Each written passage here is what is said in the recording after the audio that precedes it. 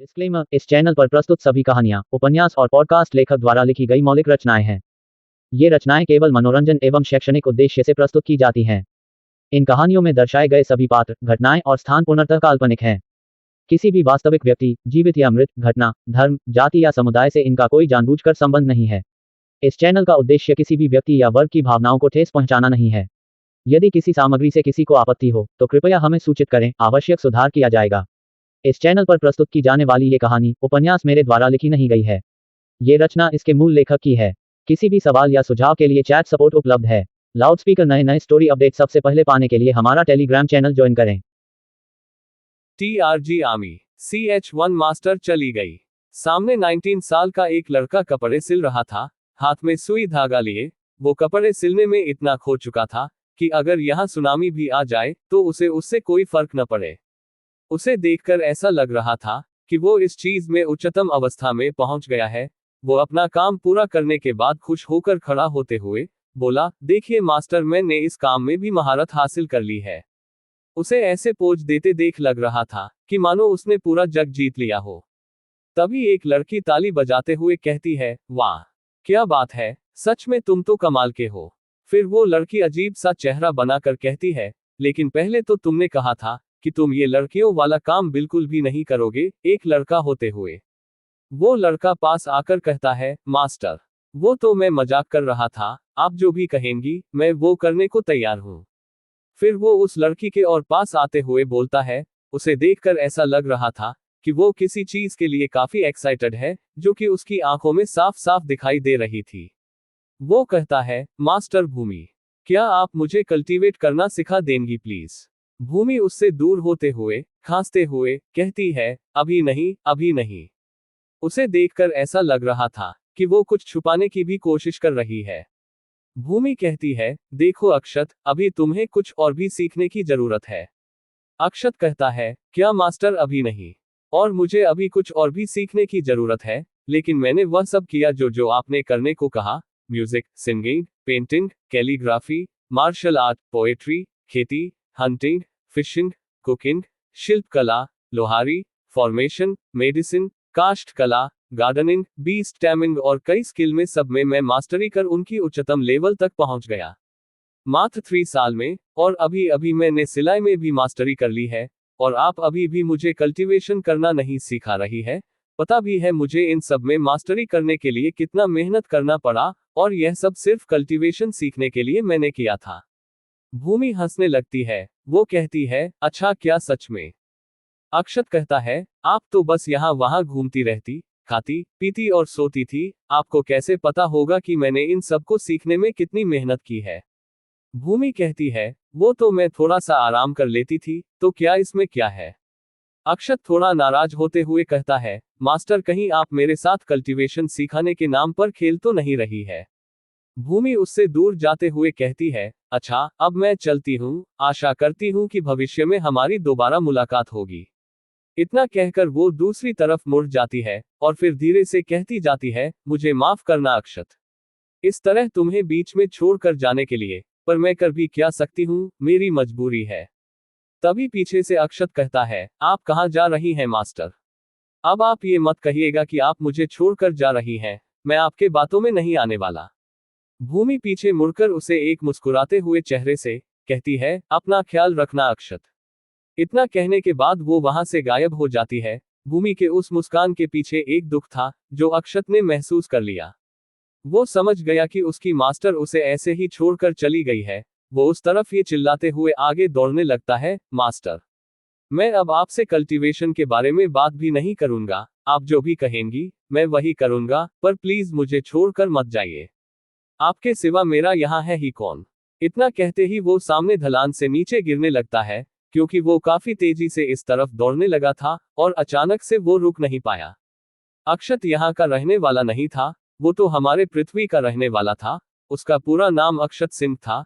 वो दिल्ली के एक जाने माने उद्योगपति का बेटा था, लेकिन जब वो 5 साल का था, तब उसके माता पिता की एक कार एक्सीडेंट में मौत हो गई, और उसके सिर से उसके पेरेंट्स का हाथ चला गया। लेकिन उसके जीवन में ये दुख कम नहीं था कि उसके खुद के सगे अंकल ने उसे कार एक्सीडेंट में मृत दिखाकर उसके पिता की सारी प्रॉपर्टी हड़प ली, और उसे एक बेकार से अनाथालय में भेज दिया ताकि कोई जान ही न पाए उसके बारे में। अक्षत बेचारा 5 साल का छोटा बच्चा, भला कर भी क्या सकता था, वो तो अपने माता पिता के मरने का ढंग से शोक भी नहीं मना पाया, और उसे एक कबाड़ से अनाथालय में डाल दिया गया, जहां न खाने का कुछ ढंग का मिलता, न सोने और पहनने को। वहां के सारे बच्चे एकदम सूखे हुए से थे, कई बीमार से थे, जो ये दर्शा रहे थे कि इस ऑर्फेनेज के मैनेजर ने इन सब के नाम का डोनेशन अपने जेब में रख लिया है। करीब 5 साल बाद अक्षत वहां अनाथालय से भाग गया, और अनाथालय वालों ने भी उसे ढूंढने की कोशिश नहीं की, करते भी क्यों, उन्हें उसके भागने से क्या ही फर्क पड़ रहा था। उन्हें तब भी सरकार और लोगों की तरफ से डोनेशंस तो उतने ही मिल रहे थे जितना कि पहले मिल रहे थे। वो अकेला 10 साल का लड़का सड़कों पर नंगे पांव घूमता, भूखा प्यासा, तो उसकी हालत देख एक चाय वाले ने उसे अपने यहाँ रख लिया। ये कोई उस पर दया नहीं किया था, बल्कि चाय वाले ने उसमें फायदा देखा था। वैसे अक्षत काफी मेहनती था, उसे किताबें भी पढ़ना अच्छा लगता था, लेकिन शायद उसके नसीब में ये सब नहीं था, बस सब किस्मत का खेल था। भले ही वो एक अमीर परिवार में पैदा हुआ था, लेकिन उसकी जिंदगी तो गरीबी में ही कट रही थी। वो काफी मेहनत करता, उसकी लगन देखकर चाय वाले ने उसे स्कूल जाने की परमिशन दे दी। वो अब स्कूल जाने लगा था, और स्कूल से आकर चाय की स्टॉल पर काम करता है। ऐसे ही वो अब क्लास 11th में आ गया और उसकी उम्र 16 साल थी। वो एक दिन अपने स्कूल से वापस आ ही रहा था, वो सड़क पार कर ही रहा था कि अचानक एक ट्रक बेकाबू होकर उसे टक्कर कर जाती है। उस समय उसके दिमाग में सिर्फ एक ही बात चल रही थी, क्या मैं मरने वाला हूँ? क्या मैं मरने वाला हूँ? नहीं, मैं मरना नहीं चाहता, नहीं, मैं मरना नहीं चाहता। मैं अभी और जीना चाहता हूँ, मैं मरना नहीं चाहता। अरे कल मेरा स्कूल में टेस्ट है, और मुझे क्लास में फर्स्ट आना है। लेकिन तब तक उसकी धड़कनें थम चुकी थी, और उसकी मौत हो चुकी थी। शायद उसके पूरे परिवार के नसीब में यही था, एक्सीडेंट में मौत। मरने के बाद उसे ऐसा लग रहा था कि वो जैसे एक काली अंधेरी जगह पर पहुंच गया हो, जहां न कुछ दिखाई दे रहा था, न कुछ सुनाई। वो बोलने की कोशिश भी करता है, पर कुछ बोल भी नहीं पा रहा था। तभी एक झटके के साथ वो अचानक से अपनी आंखें खोलता है, तो वो अपने आप को एक जंगल में लेटा पाता है। वो तुरंत उठ जाता है, और अपने हाथ पैर देखने लगता है, जो कि सही सलामत थे, बस उसके कपड़े थोड़ा फटे पुराने थे। उसे तो समझ ही नहीं आ रहा था कि वो कहाँ है। अभी अभी तो वो ट्रक के सामने था, और बस यही मनाए जा रहा था कि उसकी मौत न हो, और जब उसकी आंख खुलती है, तो वो अपने आप को इस जंगल में पाता है। तभी उसका सिर दर्द करने लगता है, उसे कुछ याद आने लगता है। ये यादें इस लड़के की थी, जिसके शरीर में अक्षत का रेनकार्नेशन हुआ था। दरअसल अक्षत रेनकार्नेट होकर एक दूसरी दुनिया में इस लड़के के शरीर में आ गया था। इस लड़के का शरीर थोड़ा कमजोर था। अक्षत को जो भी याद आ रहा था, उन सब में इस लड़के की भी हालत कुछ ठीक नहीं थी, बिल्कुल उसी की तरह ही थी, एकदम बेकार, या कहे कि उससे भी बुरी। इसकी हालत इतनी खराब थी कि ये कई कई दिनों से भूखा था, और चलते चलते इस जंगल में आकर यही बेहोश होकर गिर गया, और उसकी यही मौत हो गई। और उसके मरते ही अक्षत इसमें रेनकार्नेट यानी पुनर्जीवित हो गया। वैसे इस लड़के की भी उतनी ही उम्र थी जितनी उसकी थी। उसे अब इन यादों से समझ नहीं आ रहा था कि आखिर उसे हुआ क्या है, और वो यहाँ क्यों है। वो अपने हाथ पैर और बाकी के हिस्से देखने लगता है, तो उसे सब काफी बदला बदला लग रहा था। वैसे भी सभी को अपने शरीर के बारे में काफी अच्छे से पता होता है, तब जाकर उसे कुछ कुछ समझ आने लगा। उसने अपने यहाँ कई मूवीज देखी थी, जिसमें एक की आत्मा दूसरे में चली जाती है, लेकिन उसे तो इन सब बातों पर विश्वास नहीं था। लेकिन जब वो अपनी तरफ देख रहा था, तो उसे इन पर भरोसा करना ही पड़ा। वो इन सब से बहुत ही हैरान था। अब उसका पेट दर्द करने लगा, क्योंकि शरीर तो कई दिनों से भूखा था। अक्षत तो अपना पेट पकड़ लेता है। तभी उसे एक मधुर सी आवाज सुनाई देती है, अरे लड़के तुम उठ गए। वो पीछे मुड़कर देखता है, तो पीछे एक लड़की हाथ में कुछ फल लिए खड़ी थी। उसकी उम्र देखने से तो 25 से 26 की लग रही थी। वो काफी खूबसूरत दिख रही थी, उसकी आवाज में काफी मधुरता थी। वो अक्षत के पास आकर उसे फल देते हुए बोली, पहले तो तुम ये सब खा लो, उसके बाद ही हम बात करेंगे। क्वोट। अक्षत तुरंत ही उन फलों को खाने लगता है। वो लड़की कहती है, मैंने देखा कि तुम यहाँ ऐसे ही बेहोश पड़े थे। मैं तुम्हारी हालत देखकर समझ गई थी कि तुम्हें भूख लगी होगी, तो बस तुम्हारे लिए फल लेने चली गई। अच्छा बताओ तुम्हारा नाम क्या है? अक्षत वो सब खाते हुए ही कहता है, मेरा नाम अक्षत है। उसे न जाने ऐसे अच्छे और स्वादिष्ट फल खाए कितने साल हो गई थे। वो लड़की कहती है, अक्षत, काफी अच्छा नाम है तुम्हारा। वैसे तुम्हें देखकर तो ऐसा लग रहा है कि तुम्हारा ख्याल रखने वाला कोई नहीं है, या फिर तुम इस जंगल में भटक गए हो। अक्षत हाँ में सिर हिलाता है। वैसे भी उसे इस शरीर के पुराने मालिक के यादों में यही मिला था कि वो भी एक अनाथ था, उसे ऐसे ही छोड़ दिया गया था। वो लड़की कहती है, क्या तुम मेरे साथ चलोगे? उस लड़की को अक्षत की ये हालत देखकर दया आ जाती है। अक्षत कुछ सोचकर हाँ में सिर हिला देता है। वैसे भी उसे ये लड़की काफी अच्छी लग रही थी दिल से। तभी तो एक अनजान लड़के की मदद करने के लिए वो जंगल में जाकर फल लेकर आई थी। ये लड़की कोई और नहीं, भूमि ही थी। ये दुनिया मार्शल आर्ट और कल्टीवेशन की दुनिया है। यहाँ अगर कुछ चलता था तो पावर चलता था, और जो पावरफुल होता था वही राज करता है। यहाँ कुछ सेक्ट भी बने हुए हैं जो अपने अपने क्षेत्र की देख रेख और सुरक्षा करते थे। यहाँ जो लोग कल्टीवेट करते थे उन्हें कल्टीवेटर कहा जाता था, और वो बाहर से एनर्जी सोख कर अपना लेवल बढ़ते थे। यहाँ जो लोग कल्टीवेट नहीं कर सकते हैं उन्हें मामूली मनुष्य ही समझा जाता है, और यहाँ उनकी ज्यादा इज्जत भी नहीं की जाती है। उन्हें बस कीड़े मकोड़े ही समझा जाता है, जिनके लाइफ की कोई वैल्यू नहीं है। किसी को कल्टीवेटर बनने के लिए उसे अपने अंदर स्पिरिचुअल पावर को जागृत करना पड़ता है, तभी वो बाहर से एनर्जी सोखकर अपना लेवल बढ़ा सकता है। भूमि अक्षत को जंगल में बने एक छोटे से घर पर ले जाती है, जो कि एकदम खाली था। वो पहले किसी बूढ़े आदमी का हुआ करता था, लेकिन उसके मरने के बाद से वह खाली ही पड़ा है। यहाँ कोई रहने ही नहीं आया, क्योंकि पूरा जंगल खतरनाक जंगली तरह तरह के बीस्टों से भरा पड़ा है।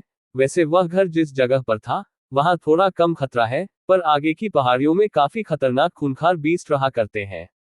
भूमि उसे यहाँ ले आई थी। वो उससे बातें करती है तो उसे पता चलता है कि इस लड़के को तो यहाँ के बारे में कुछ पता ही नहीं है, ना ही उसे पढ़ना आता है, ना ही लिखना। लेकिन वो ये भी समझ रही थी कि उसकी ये हालत क्यों थी, इसलिए वो उसे अब सब कुछ सीखना शुरू करती है। वैसे यहाँ की भाषा और पृथ्वी की भाषा बोलने में समान ही थी, लेकिन लिखने में थोड़ा अलग है। इसलिए ही शुरू में अक्षत को थोड़ा दिक्कत हो रही थी, लेकिन जल्द ही भूमि के समझाने पर वो सब समझने लगा, और जल्द ही वो इन सबको पढ़ने लिखने में एक्सपर्ट हो गया। क्योंकि यहाँ की भाषा लिखावट में हमारे यहाँ की संस्कृत भाषा से काफी ज्यादा मिलती जुलती थी, और अक्षत को पढ़ाई करना कितना पसंद है इसका अंदाजा इस बात से लगाया जा सकता है कि मरते वक्त भी उसे अपने स्कूल में होने वाली टेस्ट की पड़ी थी। भूमि उसे कई सारी स्किल सीखने को कहती है। अक्षत वैसा ही करता है, क्योंकि उसे और कुछ करने को था भी नहीं यहाँ। ऐसे ही वो सीखते सीखते सब में उच्चतम बिंदु तक पर पहुंच गया। वो सब कुछ कर रहा था जो भी भूमि उसे करने को कहती। अब उसे यहाँ आए 3 साल हो गए थे। वो अब यहाँ क्या क्या होता है, क्या चलता है, सब समझ रहा था। TRG army CH2 hunting. अक्षत यहाँ के बारे में सब समझ गया था कि यहाँ सिर्फ कल्टीवेटर की ही चलती है। आम इंसान को तो कीड़ा मकोड़ा समझा जाता है, इसलिए वो एक कल्टीवेटर बनना चाहता है। वो मास्टर यानी कि भूमि की मदद से पावरफुल बन सके, इसके लिए वो भूमि की सारी बातें को मानता था। क्योंकि वो इतना तो जान गया था कि इस दुनिया में अगर किसी की चलती है तो वो सब है कल्टीवेटर की, और उसमें भी पावर पर ऊपर बैठे लोगों की।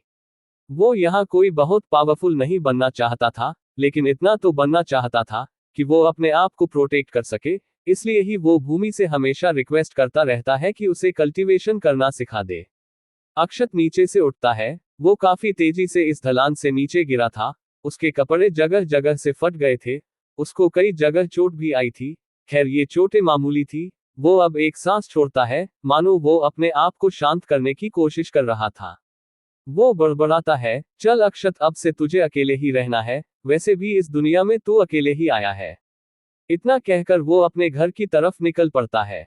घर पहुंचते ही उसके सामने एक कुत्ता आ जाता है, जो उसे ऐसी हालत में देखते ही चौंक जाता है। अक्षत उसे देखते ही कहता है, टॉमी तुम तो कमाल के हो। तुमने दरवाजा खुलते ही समझ लिया कि मैं आ गया हूँ। ये बुरा भी नहीं था, तुम यहाँ सभी कुछ सीख गए हो। टॉमी को उसे ऐसे देखते देख वो कहता है, अरे मेरे साथ एक दुर्घटना हो गई थी, इसलिए मेरी ये हालत है। फिर वो उसे गले लगाते हुए कहता है, डॉगी वो मास्टर तो मुझे ऐसे ही छोड़कर चली गई। उन्होंने जो भी कहा मैंने वो सब किया, लेकिन फिर भी वो मुझे छोड़कर चली गई। वो कैसे मुझे ऐसे छोड़कर जा सकती है, मुझे बिना कल्टीवेशन करना सिखाए। ये कहते हुए अक्षत काफी मायूस था, पर टॉमी को तो कुछ समझ ही नहीं आ रहा था कि अक्षत किस बारे में बात कर रहा है और कौन सी मास्टर। दरअसल भूमि ने ये घर अक्षत को दे दिया था, लेकिन उसके बाद वो कभी यहाँ नहीं आई, और टॉमी तो बाद में आया था। भूमि उससे एक निश्चित स्थान पर मिलती थी, जहां वो उसे सब कुछ सिखाती थी, इसलिए ही टॉमी को नहीं पता था कि अक्षत किसी के बारे में बात कर रहा है। वैसे अक्षत ने भूमि से पूछा था कि वह कहाँ चली जाती है, लेकिन भूमि ने उसे कुछ नहीं बताया कि वो कहाँ रहती है और कहाँ जाती है। अक्षत आगे कहता है, मुझे नहीं लगा था कि वो मुझे ऐसे ही बिना कुछ बताए चली जाएगी। ये पूरी जगह तो खतरनाक जंगली बीस्टों और कल्टीवेटरों से भरा पड़ा है। इस पूरे कॉन्टिनेंट का नाम शेफ कॉन्टिनेंट है, और इसमें कई सारे सेक्ट है, छोटे से लेकर कर बड़े सेक्ट। शेफ कॉन्टिनेंट ही इस पूरी जगह में था, और इसी में एक छोटी सी जगह स्पीति वैली में अक्षत था।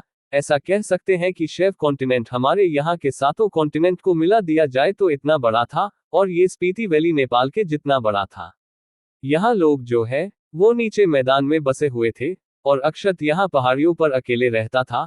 अक्षत को काफी बुरा लग रहा था उसके मास्टर के जाने का सोचकर, लेकिन फिर वो अपना सिर हिलाता है और कहता है, मुझे इस चीज की चिंता नहीं करनी चाहिए, मैं कल फिर जाऊंगा, शायद मास्टर मुझसे मजाक कर रही हो और मास्टर से कुछ जरूर सीखूंगा। इतना कहकर वो टॉमी की तरफ देखने लगता है, जो अपना मुंह गिराए हुए था। वो उसको सहलाते हुए कहता है, अरे मेरे प्यारे डॉगी टॉमी, लगता है तुम भूखे हो, मेरा इंतजार करो, अब हम हंटिंग करने चलेंगे। ये सुनते ही टॉमी भाऊ भाऊ करने लगता है और उसे चाटने लगता है। अक्षत कहता है, अरे रुक जाओ, मुझे कई जगह अभी चोट लगी है और मेरे कपड़े भी अभी फटे हुए हैं। इतना कहने के बाद वो घर के अंदर चला जाता है और तैयार होने लगता है शिकार पर जाने के लिए। इधर ऊपर पहाड़ियों पर एक ईगल का पीछा एक लड़की अपने तलवार पर उड़ते हुए कर रही थी। यहाँ पर किसी तलवार या किसी खजाने के ऊपर होकर उड़ना आम बात है। अक्सर कल्टीवेटर ऐसे ही हवा में उड़ा करते हैं। जो लोग भी मार्शल लेवल 9 या उससे ऊपर के होते हैं, केवल वही लोग बिना किसी खजाने या तलवार के उड़ सकते हैं। वैसे यहाँ पर पाए जाने वाले बीस्ट की ताकत उसी लेवल के इंसानों से थोड़ा ज्यादा होती है। वैसे ये ईगल बीस्ट मार्शल लेवल 4 के एकदम पीक पर था, यानी मार्शल लेवल 5 से एक कदम दूर, और जो लड़की उसका पीछा कर रही थी वो अभी मार्शल लेवल 4 की शुरुआती स्टेज पर थी। वो लड़की चिल्लाते हुए कहती है, तुम बुरे बेस्ट, हमारा स्पीति वैली सेक्ट तुम्हें नहीं छोड़ेगा। दरअसल ये लड़की स्पीति वैली सेक्ट के सेक्ट लीडर की बेटी वामिका शर्मा है। वो ईगल कहता है, तुम्हारा स्पीति वैली सेक्ट क्या छोड़ेगा, तुम पहले मुझसे तो बचकर दिखाओ। इतना कहते ही वो तुरंत काफी तेजी से अपनी दिशा बदलता है और जोर से आवाज करके वामिका पर हमला कर देता है। वामिका उसके ऐसे अचानक से हमला करने पर चौंक जाती है। उसने ये उम्मीद नहीं ली थी कि वो ईगल उस पर ऐसे हमला कर देगा। वो झट से एक दूसरी तलवार निकालकर उस पर हमला करने के लिए तैयार हो ही रही थी, लेकिन उसे देर हो चुकी थी और वामिका उसके अचानक हमले से बच नहीं पाती और उसे चोट लग जाती है, जिसकी वजह से वो अब गिरने लगती है। वो मन में सोचने लगती है कि सच में हम जैसों का हवा में लड़ना लिमिटेड हो जाता है, इन जैसे हवा में उड़ने वाले बीस्ट की तुलना में। वैसे ये सब ईगल का प्लान था, जो कि उसने पूरा भी कर लिया था। वो अब तक वामिका से सिर्फ भाग रहा था, जबकि वो वामिका से ज्यादा पावरफुल था। वो भागते भागते उसे स्पीति वैली के इन पहाड़ियों पर ले आ गया। और इधर वामिका भी कब से उसका पीछा कर रही थी, तो उसे तो यही लग रहा था कि ये ईगल उससे डर रहा है, पर ऐसा कुछ भी नहीं था। उस ईगल ने जैसे ही मौका पाया, उसने वामिका पर हमला कर दिया। अब उसका प्लान जो काम कर गया था, वो अगर इन पहाड़ियों पर वामिका को गिरा देगा, तो उससे वामिका काफी ज्यादा घायल हो जाएगी। उसने उसे यहाँ पर लाकर इसलिए ही हमला किया था, ताकि वो कम से कम घायल होकर वामिका को खत्म कर सके। वामिका अब जब गिर रही थी, तो वो सोचती है कि इतनी बुरी मौत मैं मरने जा रही हूँ। सच में ये ईगल तो काफी चालाक निकला। वो ईगल फिर से एक अटैक की पोजीशन बनाते हुए कहता है, तुमने क्या सोचा कि मैं तुमसे नीचे जमीन और मैदान में लड़ूंगा? तुम मुझे इतना मूर्ख समझती हो?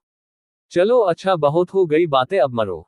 गू गू, उसने आवाज की। इतना कहकर वो फिर से एक हमला वामिका पर कर देता है और वामिका सीधे जमीन पर गिरती है। वामिका के मुंह से निकलता है कि क्या यही है अपने मार्शल लेवल पीक और शुरुआती लेवल के बीच का अंतर?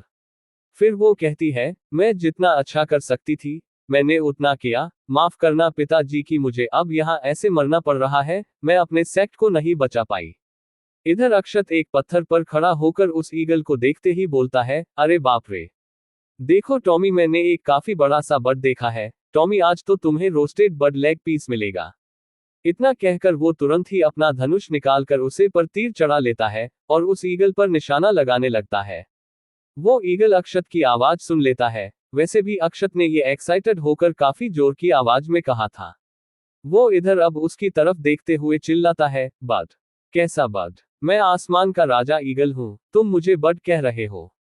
फिर वो गुस्से से कहता है, एक मामूली से इंसान की इतनी हिम्मत कि वो मुझे मारने की कोशिश कर रहा है, क्या तुम्हें मरना है क्या? तो मरो फिर। इतना कहकर वो तेजी से अक्षत की तरफ हमला करने के लिए बढ़ता है। वो कुछ ही दूरी बढ़ पाता है कि तभी उसे अपने सीने में दर्द होने लगता है। जब वो अपने सीने की तरफ देखता है तो उसकी आंखें बड़ी हो जाती है। पता नहीं कब एक तीर उसके दिल में घुस चुका था। वो तो उसकी बॉडी पावरफुल थी, नहीं तो वो तीर शायद उसके सीने को छेद करके निकल जाती। वो अब दर्द में था। वो चिल्लाता है, यह नहीं हो सकता। और इसी के साथ वो नीचे गिर जाता है और उसके चेहरे और आंखों में बस शौक था। वो इतना ही कह पाता है कि मैं एक मामूली से इंसान के हाथों मारा गया।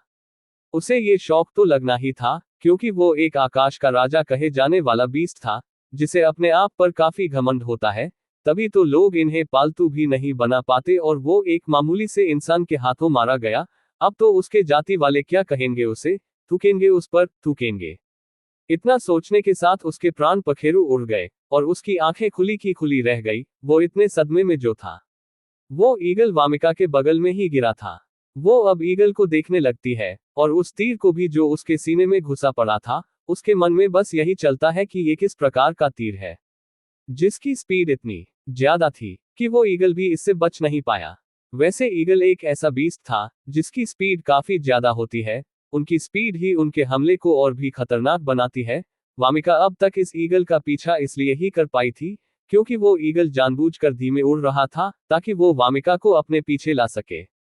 तभी उसके तरफ टॉमी दौड़ते हुए आने लगता है, जिसके पीछे से एक आवाज आ रही थी, टॉमी टॉमी रुक जाओ, धीरे चलो, कोई और उसे नहीं लेने वाला। वामिका उस कुत्ते को देखते हुए बड़बड़ाती है, क्या इस कुत्ते का नाम टॉमी है? तभी वो उसे ध्यान से देखती है तो वो हैरान हो जाती है क्योंकि उस डॉगी से जो एनर्जी बाहर आ रही थी, वो समझ गई कि यह कोई मामूली डॉगी नहीं है, बल्कि मार्शल लेवल 9 के ऊपर का एक बीस्ट है। TRG आर्मी CH321 लेवल पार। वामिका सोचती है कि जिस आदमी ने इस जैसे मार्शल लेवल 9 के ऊपर के बीस्ट को पालतू बना रखा है, वो कितना पावरफुल होगा। ये सोचते ही वो अपनी पूरी जान लगा देती है खड़ा होने में। लेकिन जैसा कि उस पर ईगल ने हमला किया था, उसकी हालत तो ठीक नहीं थी। उसे चोट काफी लगी थी, तो उसे दर्द भी हो रहा था। तभी वहां अक्षत आ जाता है, जो टॉमी को वहां बैठा देख कहता है, क्या हुआ टॉमी, तुम यहाँ ऐसे क्यों बैठे हुए हो? तभी उसकी नजर सामने खराब हालत में खड़ी वामिका पर पड़ती है, जिसे देखते ही उसके दिल के तार बजने लगते हैं। वो सोचने लगता है कि अरे बाप रे, ये कितनी सुंदर है, बिल्कुल किसी आसमान से उतरी परी की तरह। वामिका उसे देखकर सोचने लगती है कि मैं इनकी एनर्जी को महसूस ही नहीं कर पा रही हूँ, और ना ही इनका कल्टीवेशन लेवल देख पा रही हूँ। ऐसा लगता है कि इन्होंने उसे छिपा कर रखा है। एक एक्सपर्ट से यही उम्मीद थी। इसी के साथ वो घुटने पर आकर कहती है, सीनियर, मेरी मदद करने के लिए। वो इतना ही कह पाई थी कि उसकी आंखें बंद होने लगती है। वामिका सोचने लगती है, ये मुझे क्या हो रहा है? मुझे कुछ भी दिखाई क्यों नहीं दे रहा है? मेरी आंखें बंद क्यों हो रजाएं हैं? ऐसा इसलिए था क्योंकि वो घायल थी और उसका काफी सारा खून बह चुका था। अक्षत तो उसे अपने सामने घुटने पर आता देख चौंक जाता है। उसे तो समझ ही नहीं आ रहा था कि ये लड़की उसे देखकर ऐसे बर्ताव क्यों कर रही है। पर वो आगे कुछ और भी सोच पाता कि वो देखता है कि वामिका तो बेहोश हो गई। वो तुरंत उसके पास जाकर उसे देखने लगता है। वो उसे उठाने की भी कोशिश करते हुए कहता है, मिस क्या हुआ आपको? पर उसको अपने सवालों का कोई भी जवाब नहीं मिलता, क्योंकि वामिका बेहोश जो पड़ी थी। वो वामिक के कंडीशन को देखता है और कहता है, इनका तो काफी सारा खून बह गया है, लेकिन फिर भी इन्होंने इतनी देर तक अपने आप को बेहोश होने से रोक रखा था। इसका मतलब ये जरूर कोई कल्टीवेटर होगी, क्योंकि ऐसा सिर्फ वही लोग कर पाते हैं। अक्षत अब वामिका को उठाकर अपने घर की ओर चलने लगता है और टॉमी को वो कह देता है कि वो उस ईगल को लेकर आए। टॉमी उसकी बातें सुनकर भाव भाव करता है और उस ईगल के पंजे को अपने जबड़े में भरकर खींचते हुए अक्षत के पीछे पीछे चलने लगता है। वैसे वो ईगल काफी बड़ा था, करीब 1 मीटर का, और काफी भारी भी था। वैसे जब ये पैदा होते हैं तब यह ऐसे नहीं होते, लेकिन जैसे जैसे यह अपने लेवल को बढ़ाते हैं तो इनकी साइज और स्ट्रेंथ भी बढ़ने लगती है, और साथ में इनकी बुद्धि भी बढ़ने लगती है। ये और भी चालक और खतरनाक, घमंडी होते जाते हैं। शायद तभी इनसे लड़ना आसान नहीं होता है। अक्षत वामिका को लाकर बेड पर लेटा देता है, और फिर वो कुछ जड़ी बूटियां को पीसकर उसका पेस्ट बनाकर वामिका के घाव पर लगाने लगता है, पर ये करने के लिए उसने काफी हिम्मत जुटाई थी। दरअसल उस ईगल ने वामिका के पेट पर हमला किया था, और वहां वो जड़ी बूटियां वाला पेस्ट लगाने में अक्षत को शर्म आ रही थी। आज तक उसने किसी लड़की को छुआ नहीं था, शायद इसलिए, या कहे कि अपनी मां के अलावा किसी लड़की को नहीं छुआ था। वो बेचारा अपनी दुनिया में भी सिंगल ही था, जबकि उसके कई फ्रेंड की गर्लफ्रेंड थी, और वो इस दुनिया में भी अभी तक सिंगल ही है। उसने उसको कुछ जड़ी बूटियां का रस वामिका के मुंह में भी डाल दिया, जिससे कि उसकी रिकवरी फास्ट हो सके। सब काम खत्म करने के बाद वो बड़बड़ाता है, अब सब इनके ऊपर है कि इन्हें कब होश आता है। मैंने तो सब अपनी तरफ से कर ही दिया है। वामिका के घाव अब काफी तेजी से भर रहे थे, ऐसा लग रहा था कि वो 2 घंटे में उसके सारे घाव भर जाएंगे।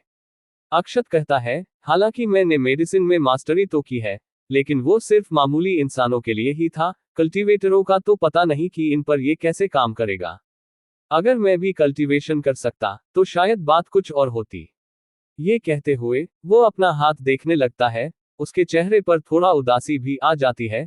तभी वो बड़बड़ाने लगता है, मैं उड़ नहीं सकता, लेकिन सच में ऐसे आसमान में उड़ना कितना मजेदार होता होगा। तभी उसे कुछ बाहर से टकराने की आवाज आती है, तो उसे याद आता है कि उसका डॉगी टॉमी तो अभी बाहर ही मस्ती कर रहा है उस ईगल के बॉडी के साथ। इसलिए वो बाहर चला जाता है। करीब 2 घंटे बाद वामिका को होश आता है, वो उठ कर बैठ जाती है। वो उठकर अपने आसपास हैरानी से देखने लगती है, और बड़बड़ाती है, क्या मैं अभी तक जिंदा हूं? मैं कहां हूं? ये कौन सी जगह है? तभी उसे अपने चोटों का याद आता है, और जब वो उस तरफ देखती है तो उसके तो होश ही उड़ जाते हैं, और वो हैरानी से अपने हाथों और उन घावों को देखने लगती है। वो इन्हें छूती भी है ताकि ये कंफर्म कर सके कि वो जो देख रही है वह सच है। वो बड़बड़ाती है, अगर समय की बात की जाए तो मुझे बेहोश हुए करीब 2 घंटे से 230 घंटे हो चुके हैं। क्योंकि वो एक कल्टीवेटर थी, तो वो अपने आसपास के माहौल और नेचर को देखकर समय का अंदाजा लगा सकती थी। वो आगे कहती है, मेरे चोट पूरा ठीक हो चुके हैं, इनमें तो उसके निशान तक नहीं है। ये किस प्रकार की मेडिसिन है जो इतनी तेज रिकवरी करती है? उसे याद आता है कि बेहोश होने से पहले वो एक 19-20 साल के लड़के से मिली थी, और उसके पास एक मार्शल लेवल 9 से ऊपर का बीस्ट था। वो कहती है, वो लड़का नहीं, सीनियर जरूर एक योगी होंगे, जो यहाँ इस जंगल में अकेले रह रहे होंगे। योगी उन कल्टीवेटरों को कहा जाता है जो अपने कल्टीवेशन और अपनी समझ बढ़ाने के लिए अक्सर अकेले रहकर उनका अभ्यास करते रहते हैं, और अपनी कल्टीवेशन और समझ बढ़ते रहते हैं। ये लोग संसार के अन्य लोगों से अपने आप को अलग रखे रहते हैं, और बस अपने आप पर ही फोकस किए रहते हैं। तभी भूमिका का ध्यान अपने लेटे हुए बेड पर जाता है, और वो उस पर लेटे लेटे ही घूमने लगती है, बिल्कुल किसी सांप की तरह, और खुश होते हुए कहती, अरे ये बेड कितना मुलायम और आरामदायक है। तभी उसकी नजर उस कंबल के सिले गए पैटर्न पर जाती है, तो वो तो इसे देखकर बड़बड़ाती है, इसे देखकर ऐसा लग रहा है कि इसे सिला नहीं गया है, बल्कि इस पर तो एक आर्ट की गई है, और इसमें कोई गलती नहीं है। तभी वामिका का ध्यान कमरे में टांगे गए पेंटिंग पर जाता है, और वो बड़बड़ाती है, ये किस प्रकार की पेंटिंग है? वो कुछ इससे आगे भी बोल पाती कि उसकी चेतना उस पेंटिंग के अंदर खींची चली जाती है। और जब वो अपने आप को देखती है तो वो अपने आप को उस पेंटिंग के अंदर पाती है। उस पेंटिंग के अंदर मानो एक अलग ही दुनिया बसी हो। वहां झरने से पानी गिर रहा था, और पक्षी चहचहा रही थी। ये सब वामिका अपनी आंखों से देख रही थी, और वो झरने से पानी गिरने की आवाज भी सुन सकती थी। वो बड़बड़ाती है, क्या ये इस पेंटिंग की दुनिया है? आखिर ये पेंटिंग है किस लेवल की जिसमें एक अलग सारी दुनिया बसी पड़ी है? वैसे उस पेंटिंग में वामिका की सिर्फ चेतना ही गई थी। उसकी बॉडी बाहर ही बेड पर बैठी हुई ध्यान की मुद्रा में थी, और उसका शरीर आसपास की हवा में फैली एनर्जी को काफी तेजी से सोख रही थी। वामिका की चेतना अभी भी उस पेंटिंग में ही थी। वो अब सामने हवा में तैर रहे शब्दों को देखने लगती है, जो वहां हवा में ही एक अलग सी आभा मंडल बिखेर रहे थे। वो अब उन्हें पढ़ने लगती है। तुम निराश ना हो, क्या तुमने ये देखा कि कैसे ये नेचर तुम्हारी स्वागत कर रही है? ये झरने, ये पेड़, ये पक्षी सभी बस तुम्हारा ही स्वागत कर रहे हैं। अब तुम इन्हें अपने आप में महसूस करो और छोड़ दो ये निराशा, और अपने अंदर की एनर्जी को ऐसे ही खुले में बहने दो, जब तक वो उस रुकावट के द्वार को तोड़ न दे। इतना पढ़ते ही वामिका का लेवल बढ़ने लगता है। वह बढ़ते बढ़ते मार्शल लेवल 4 के पीक पर, और एक झटके के साथ ही वो मार्शल लेवल 5 पर पहुंच जाती है, और इसी के साथ उसकी चेतना वापस से उसकी बॉडी में आ जाती है। वो अब अपनी आंखें खोल लेती है, और अपनी बढ़ी हुई ताकत को देखने लगती है। वो सच में मार्शल लेवल 5 की शुरुआती स्टेज पर पहुंच चुकी है। वो ये पावर और बदलाव अपने शरीर में महसूस कर सकती थी। उसे तो अभी तक यही यकीन नहीं हो रहा था कि ये पेंटिंग इस लेवल पर है कि उसके अंदर एक छोटी सी अलग ही दुनिया है। उसमें बने सभी कैरेक्टर जिंदा है, और तभी उसे एक और झटका लगा कि मात्रा कुछ शब्द पढ़ने से ही उसका मार्शल लेवल एक लेवल से बढ़ गया, जिसे बढ़ाने में शायद अभी उसे काफी समय लगता। लेकिन यह सिर्फ कुछ शब्दों के पढ़ने से ही हो गया था, तो ये हैरानी वाली बात तो थी। वामिका का सोचने लगती है कि आखिर ये सीनियर है कौन, जिनकी पेंटिंग भी एक कीमती खजाने से कम नहीं है। तभी वहां अक्षत आ जाता है। वो वामिका को बैठे देख कहता है, ओह तो मिस आप उठ गई, चलिए अच्छी बात है। वैसे आपको काफी ज्यादा चोटें आई थी, फिर मैंने आपका इलाज तो कर दिया है, पर मुझे नहीं पता कि वो सारी मेडिसिन आप पर काम करेगी भी कि नहीं। वामिका तो पहले ही अक्षत से काफी हैरान थी। उसने तो उसकी बात सुनी ही नहीं। उसके मुंह से सिर्फ इतना ही निकलता है कि आखिर आप आए कहां से हैं, आप हैं कौन। अक्षत एक बार के लिए उसका ये सवाल सुनकर चुप पड़ जाता है, फिर कहता है, शायद तुमने उसके बारे में सुना होगा। उस जगह का नाम पृथ्वी है। TRG आर्मी CH4 पृथ्वी के बारे में सुना है। वामिका अक्षत के मुंह से पृथ्वी नाम सुनकर सोचने लगती है, पृथ्वी ये जरूर वही दुनिया होगी जैसा उस पेंटिंग में थी, लेकिन मैंने कभी भी ऐसी जगह के बारे में नहीं सुना। लेकिन मैं एक ऐसे सीनियर को सामने मना भी नहीं कर सकती, नहीं तो शायद उन्हें बुरा भी लग सकता है। अगर कोई पृथ्वी के बारे में जानता होगा तो मैं जरूर इसका पता लगा सकती हूँ। मुझे तो वो पेंटिंग वाली दुनिया किसी ऊपर के ऊंचे दुनिया के जैसे लग रहा है। वामिका कहती है, सीनियर मैंने पृथ्वी के बारे में सुन रखा है। ये सुनकर तो अक्षत की आंखों में चमक आ जाती है। वो थोड़ा उत्साहित होते हुए कहता है, क्या सच में तुम उसके बारे में सुना है। वामिका बताने लगते हैं कि पृथ्वी एक ऊंची दुनिया है, जो हमारी दुनिया है वो निचली के कैटेगरी में आती है, और वो एक ऐसे कल्टीवेशन की दुनिया है जहां हमारे पूर्वज रहते होंगे, जो कि ऐसे लेवल पर होंगे कि हमारी इस दुनिया को ऐसे ही हिलाकर रख सकते हैं। वहां की एनर्जी की शुद्धता बहुत ज्यादा होती है, और एनर्जी काफी गाढ़ी भी होती है। वहां के बीस्ट भी इतनी पावरफुल होते हैं कि वो एक ही अटैक में यहाँ के लाखों कल्टीवेटरों को खत्म कर सकते हैं। वहाँ के साधारण लोग भी हमारे यहाँ के सबसे हाई लेवल के लोगों से ऊपर के होते हैं। सच में वो जगह ऐसी है कि जहाँ जाने की सपना तो यहाँ के अनगिनत कल्टीवेटर करते रहते हैं। अक्षत उसकी ये बड़ी बड़ी बातें सुनकर सोचने लगता है, क्या सच में मेरी पृथ्वी ऐसी है क्या? इतना अच्छा, क्या ये यकीन से कह रही है कि ये उसी पृथ्वी के बारे में बात कर रही है जहाँ से मैं आया हूँ? पर ऐसा तो लग नहीं रहा है। वहाँ तो ऐसे लोग नहीं हुआ करते हैं। वहाँ तो साइंस चलती है, टेक्नोलॉजी चलती है। वहाँ ये कल्टीवेटर होते हैं। मैं तो कहीं भी नहीं सुना। हाँ, ये जरूर किसी दूसरी ही पृथ्वी के बारे में बात कर रही होगी, जो यहाँ के लिए एक दूसरी ऊंची दुनिया है जहाँ लोग जाना चाहते हैं। लेकिन मुझे तो अपनी पृथ्वी पर जाना है। वहाँ की वो हवा, पानी, खाना, टेक्नोलॉजी, मुझे सब याद आ रहा है। वहाँ के मसाले तो, ये सोचकर तो मुंह में पानी भर आता है। वहाँ कितने वैरायटी के खाने, मजा ही आ जाता था। अक्षत कहता है, वैसे क्या आप जानती हैं कि वह पृथ्वी कहाँ है जिसकी आप बात कर रही हैं? अक्षत ने सोचा कि हो सकता है कि वो वही पृथ्वी हो जहां से वह आया हो, या हो सकता है कि उसी के जैसा ही हो, इसलिए ही उसने ये प्रश्न किया था। वामिका सोचने लगती है कि शायद जो मैं कह रही हूँ वो सच हो, और सीनियर सच में वहीं से आए हैं, इस जगह पर एक महान पावर के साथ। वो थोड़ा उत्साहित होते हुए कहती है, सीनियर पृथ्वी काफी मिस्टीरियस जगह है, और उसके बारे में इस पूरे कॉन्टिनेंट में कुछ ही लोग जानते हैं, और उनके लोकेशन के बारे में भी शायद वही सब जानते हैं। मैं अभी इस लायक नहीं हुई हूँ कि इतनी बड़ी रहस्य की चीज पता हो मुझे। उसे इस तरह देखकर अक्षत सोचता है कि कहीं इस लड़की के दिमाग में कुछ दिक्कत तो नहीं आ गई है, जो ये ऐसी हरकतें कर रही है। तभी वामिक अपने घुटने पर आ जाती है और उसके सामने झुकने लगती है, तो अक्षत तो उसे ऐसे देखकर चौंक जाता है और कुछ पीछे चला जाता है। वो कहता है, यह आप क्या कर रही है? आप ऐसे मेरे सामने झुक क्यों रही है? वामिका कहती है, प्लीज आप इस वामिका को अपना स्टूडेंट बना लीजिए। मैं आपकी सेवा अपने जीवन भर करती रहूंगी, मेरी जिंदगी को बचाने के लिए। अक्षत तो उसे ऐसा करते देख सोचने लगता है कि ये लड़की, सच में इस लड़की के दिमाग में कुछ दिक्कत आ गई है। शायद इसके सिर में भी चोट लग गई थी, और मैंने देखा ही नहीं, मुझे जरूर इसको ठीक करने का सोचना चाहिए। ये एक कल्टीवेटर है और ये मेरे जैसे एक मामूली इंसान की स्टूडेंट बनकर सेवा करना चाहती है। कोई दिमाग का फिरा ही होगा जो इसके बारे में ऐसा सोचता होगा। भला कौन ही एक मेरे जैसे इंसान को अपना टीचर बनाएगा, जो इस दुनिया के बारे में ज्यादा कुछ जानता भी नहीं है और ये बस थोड़ा सा इलाज करने के लिए पूरी जिंदगी मेरी सेवा करेगी। इधर वामिका के दिमाग में सवाल उठ रहे थे। वामिक शर्मा, तुम ये क्या कर रही हो? तुम कैसे एक अनजान को अपना टीचर बनने को कह सकती हो? वामिका ही अपने आप को जवाब देती है, सीनियर ने मुझे बचाया, मुझे ठीक किया, यहाँ तक कि मेरी लेवल बढ़ाने में भी मदद की। उन्होंने पहले ही इतना सब कुछ मेरे ऊपर एहसान कर दिया है, इसलिए ही मैं उनकी स्टूडेंट बनकर उनकी सेवा करना चाहती हूँ। क्या ये कम है उन्हें अपना टीचर बनने के लिए? अगर उन्होंने मेरी जान न बचाई होती तो शायद ही मैं अब तक जिंदा होती। ये जवाब वो खुद के ही दिमाग को दे रही थी। भी अक्षत तो उसके पास आकर उसके ही जैसे घुटने पर बैठ जाता है। उसे देखकर भूमिका अपना सिर ऊपर कर लेती है। वो सोचती है, सीनियर क्या करने जा रहे हैं? क्या वो उस पर गुस्सा हो गए हैं?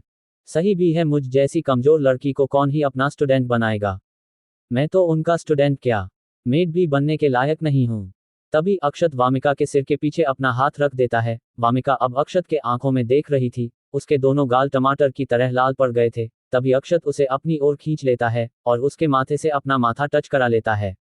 वामिका तो अपनी आंखें बंद कर लेती है और मुट्ठी कस लेती है। उसके दिल की धड़कनें बढ़ी हुई थी, सांस रुकी हुई थी, उसके दिमाग में तरह तरह के ख्याल चल रहे थे। अक्षय फिर से पीछे होते हुए बोला, तुम्हें बुखार तो नहीं है? वामिका उसकी ये बात सुनकर अपनी आंखें खोल लेती है। वो सोचती है कि मैं कितनी पागल हूँ। सीनियर तो मेरा बुखार चेक कर रहे थे और मैं तो कुछ और ही सोच रही थी। मुझे इस तरह किसी के बारे में नहीं सोचना चाहिए। वैसे उन्होंने ऐसी हरकतें ही की थी कि किसी को भी लगता कि वो कुछ और ही करने वाले हैं। ओहो, मैं ये क्या सीनियर के बारे में उल जलूल सोच रही हूँ? शायद ये सीनियर का कोई सीक्रेट तकनीक है बुखार चेक करने का। वो अपने आप को ये समझा रही थी, लेकिन फिर भी उसके गाल लाल पड़े थे और धड़कनें बढ़ी हुई थी। अक्षत उठता है और उसके तरफ हाथ आगे करते हुए कहता है, चलिए आप उठ जाइए। वामिका उसका हाथ पकड़ते हुए थोड़ा शर्मा रही थी। उसके मुंह से निकलता है, सीनियर आप मुझे।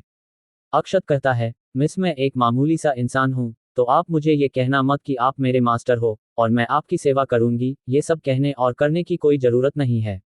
ये सुनकर तो वामिका को जैसे एक धक्का सा लगता है। उसके सपने टूट जाते हैं जो उसने अभी अभी कुछ देर पहले ही देखा था। वो सोचती है कि सीनियर अपने आप को एक मामूली इंसान कह रहे हैं। क्या मैंने उन्हें दुखी कर दिया है या फिर नाराज कर दिया है? मैंने कहीं उन्हें मुझे अपना स्टूडेंट बनाने को कहकर गलती तो नहीं कर दी? शायद वो मुझसे नाराज हो गए हो। तभी वो अपने आप को एक मामूली इंसान बता रहे हैं। वो फिर से अपने घुटने पर आ जाती है और अपना से नीचे झुका लेती है। वो सोचने लगती है, वामिका तुम किस तरह की इंसान हो? तुम कैसे सीनियर को एक मामूली इंसान मात्र समझने के लिए फोर्स कर सकती हो? तुम तो उन्हें मास्टर या टीचर कहने के लायक भी नहीं हो, यहाँ तक कि तुम सीनियर के एक नौकरानी या स्लेव बनने के लायक भी नहीं हो। अक्षत उसे ऐसे देखता है, फिर सोचता है कि लगता है इसे अभी काफी कमजोरी है। वो कहता है, तुम जाओ और कुछ देर आराम करो। इतना कहकर वो वहां से चला जाता है और वामिका उसे जाते हुए देखते रह जाती है। वो बड़बड़ाती है, सीनियर अपने आप को ऐसे मामूली इंसान क्यों कह रहे थे? कहीं ये तो नहीं कि सीनियर एक मामूली इंसान बनकर इस दुनिया में जी रहे हैं ताकि वो अपने जीवन के अनुभव ले सके? ओह, मैं समझ गई, अगर मैं उनकी स्टूडेंट बन गई तो उनको अपनी इस मामूली जिंदगी को जीने में डिस्टर्ब होगा यहाँ पर। अच्छा, तभी तो सीनियर थोड़ा निराश हो गए थे। वो तुरंत ही उठ जाती है और बाहर जाने लगती है, ये फुसफुसाते हुए कि नहीं, मुझे अब सब कुछ सही करना होगा। वो बाहर जा ही रही थी कि रुक जाती है और फिर सोचती है कि सीनियर ने मुझसे कहा कि मैं यहाँ आराम करूं। अगर मैं बाहर गई तो क्या ये अच्छा रहेगा? नहीं, ये ठीक नहीं रहेगा। मुझे उनकी बात मान लेनी चाहिए। इतना सोचकर वो फिर से उसी कमरे में आ जाती है जहां वो पहले थी। वो वहां एक लकड़ी के बने खिलौने को देखती है जिस पर काफी अच्छे से कसीदकारी की गई थी। और जैसे ही वो उसे छूती है तो उसके छूटे ही लकड़ी की बनी खिलौने से काफी ज्यादा एनर्जी निकलकर भूमिका के शरीर में जाने लगती है और वो आंखें बंद किए हुए हवा में तैरने लगती है और उस लकड़ी के बने खिलौने से एनर्जी निकलकर काफी तेजी से उसके शरीर में जा रही थी। उसे देखकर ऐसा लग रहा था कि मानो वो लकड़ी का खिलौना उसे पोषण दे रहा हो, लेकिन ऐसा हो भी रहा था और एक झटके के साथ ही वो एक लेवल और भी ऊपर आ जाती है। यानी कि वो अब मार्शल लेवल 5 के शुरुआती स्टेज से मार्शल लेवल 6 की शुरुआती स्टेज पर आ गई थी। लेकिन अब भी वो एनर्जी वामिका के बॉडी में जा ही रही थी। वो तो जैसे रुकने का नाम ही नहीं ले रही थी।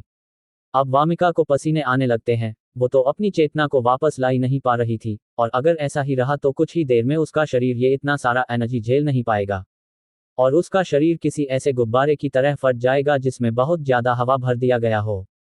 वामिका कोशिश तो कर रही थी उस एनर्जी को अपने शरीर में आने से रोकने की, लेकिन सब फेल हो रहा था। TRG army CH5 Spiti valley सेक बैटल। वामिका के बॉडी में वह एनर्जी जाते ही जा रही थी, वो तो रुकने का नाम ही नहीं ले रही थी, और वामिका भी इस पर कोई कंट्रोल नहीं कर पा रही थी। उसका तो धीरे धीरे अपने शरीर से भी कंट्रोल जाने लगता है। वो अब भी हवा में ही तैर रही थी। वो सोचती है क्या मैं अब इस तरह से मरने वाली हूँ, कि तभी एक बाहर से आवाज आती है, रुक जाओ। और इसी के साथ वो एनर्जी जो उस लकड़ी के बने खिलौने से वामिका की बॉडी में जा रही थी, वो रुक जाती है और वामिका जमीन पर आ जाती है। वामिका इस आधे बेहोशी की हालत में बड़बड़ाती है, क्या ये सीनियर की आवाज थी? और इसी के साथ वो पूरा बेहोश हो जाती है। और बाहर अक्षत टॉमी पर चिल्लाए जा रहा था, रुक जाओ, रुक जाओ, तुम उसे लेकर ऐसे नहीं भाग सकते।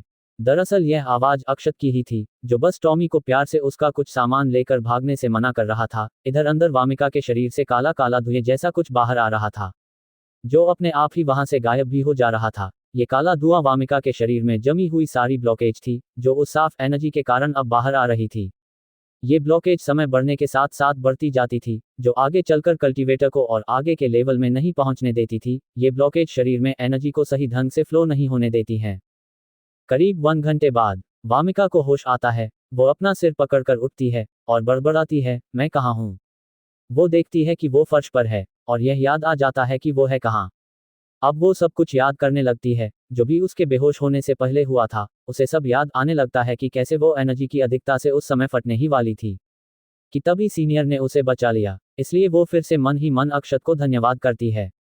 तभी उसे एक झटका लगा, जब उसने अपने लेवल को महसूस किया। वो अब मार्शल लेवल 7 पर पहुंच गई थी, और उसके शरीर से सारे ब्लॉकेज भी जा चुकी थी। वो अपनी बॉडी में अपनी एनर्जी को अच्छे से फ्लो कर पा रही थी। उसका शरीर काफी हल्का महसूस हो रहा है। उसे तो बस इतना याद था कि वो बेहोश होने से पहले मार्शल लेवल 5 से मार्शल लेवल 6 पर पहुंच गई थी, पर अब तो वो मार्शल लेवल 7 के शुरुआती स्टेज पर पहुंच गई है। अब तो उसके चेहरे पर खुशी के भाव साफ साफ झलक रहे थे। वह आज ऐसी जगह आई थी कि एक दिन में वह मार्शल लेवल 4 से मार्शल लेवल 7 पर पहुंच गई। दिन क्या, कुछ ही घंटे में पहुंच गई थी, जिससे कि काफी हैरानी और खुशी दोनों ही उसे हो रही थी। वो अब अक्षत के बारे में सोचने लगती है कि उन्होंने कहा कि वो एक मामूली इंसान है, वो अपने आप को इतना मामूली इंसान रखना चाहते हैं, तो मैं इसमें उनकी जरूर मदद करूंगी। इतना सोचकर वो बाहर आ जाती है। वो बाहर आकर देखती है कि अक्षत तो आग जलाकर खाना पका रहा था।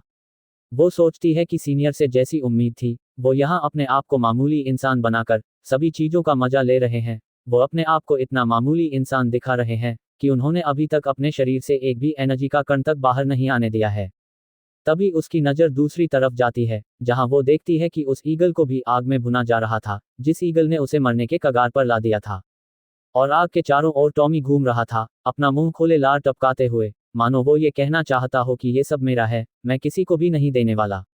अक्षत अपने बनाए गए खाने में नमक और भी कई चीज डालने लगता है, जिससे कि उसमें से एक लजीज खुशबू आने लगती है, जिससे कि अक्षत के मुंह में पानी आ जाता है।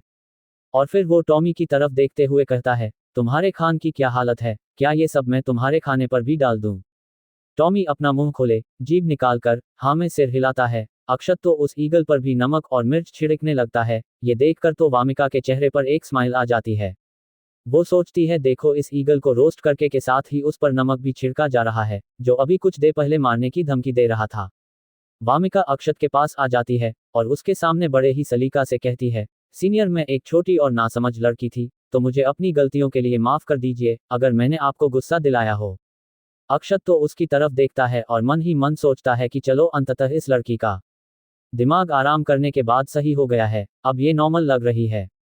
तभी अक्षत की नज़र वामिका के चेहरे पर जाती है, तो वो थोड़ा चौंक जाता है, क्योंकि उसे वामिका अब और भी खूबसूरत लग रही थी। वो अब और भी ग्लो कर रही थी। वो सोचता है कि इतने टाइम में क्या हो गया, जो ये और भी खूबसूरत लग रही है। अक्षत का चेहरा थोड़ा थोड़ा लाल हो पड़ जाता है। वो अपने आप को शांत करते हुए सोचता है, अरे अक्षत, ये तू क्या सोचे जा रहा है, ये सिर्फ तेरा सिर्फ वहम है और एक कुछ नहीं। वो खांसते हुए कहता है, ओह, तो तुम अपने पैरों पर खुद चलकर आ गई हो, इसका मतलब अब तुम ठीक हो। वामिका कहती है, जी, मेरा इलाज करने के लिए आपका धन्यवाद। अक्षत हंसते हुए कहता है, अरे इसकी कोई जरूरत नहीं है। तभी वामिका थोड़ा शर्माते हुए कहती है, मैं आपका नाम पूछना आपसे भूल गई, क्या आप मुझे अपना नाम बता सकते हैं? अक्षत वामिका के आंखों में देखते हुए कहता है, वैसे मेरा नाम अक्षत सिंह है, तुम मुझे सिर्फ अक्षत कहकर भी बुला सकती हो।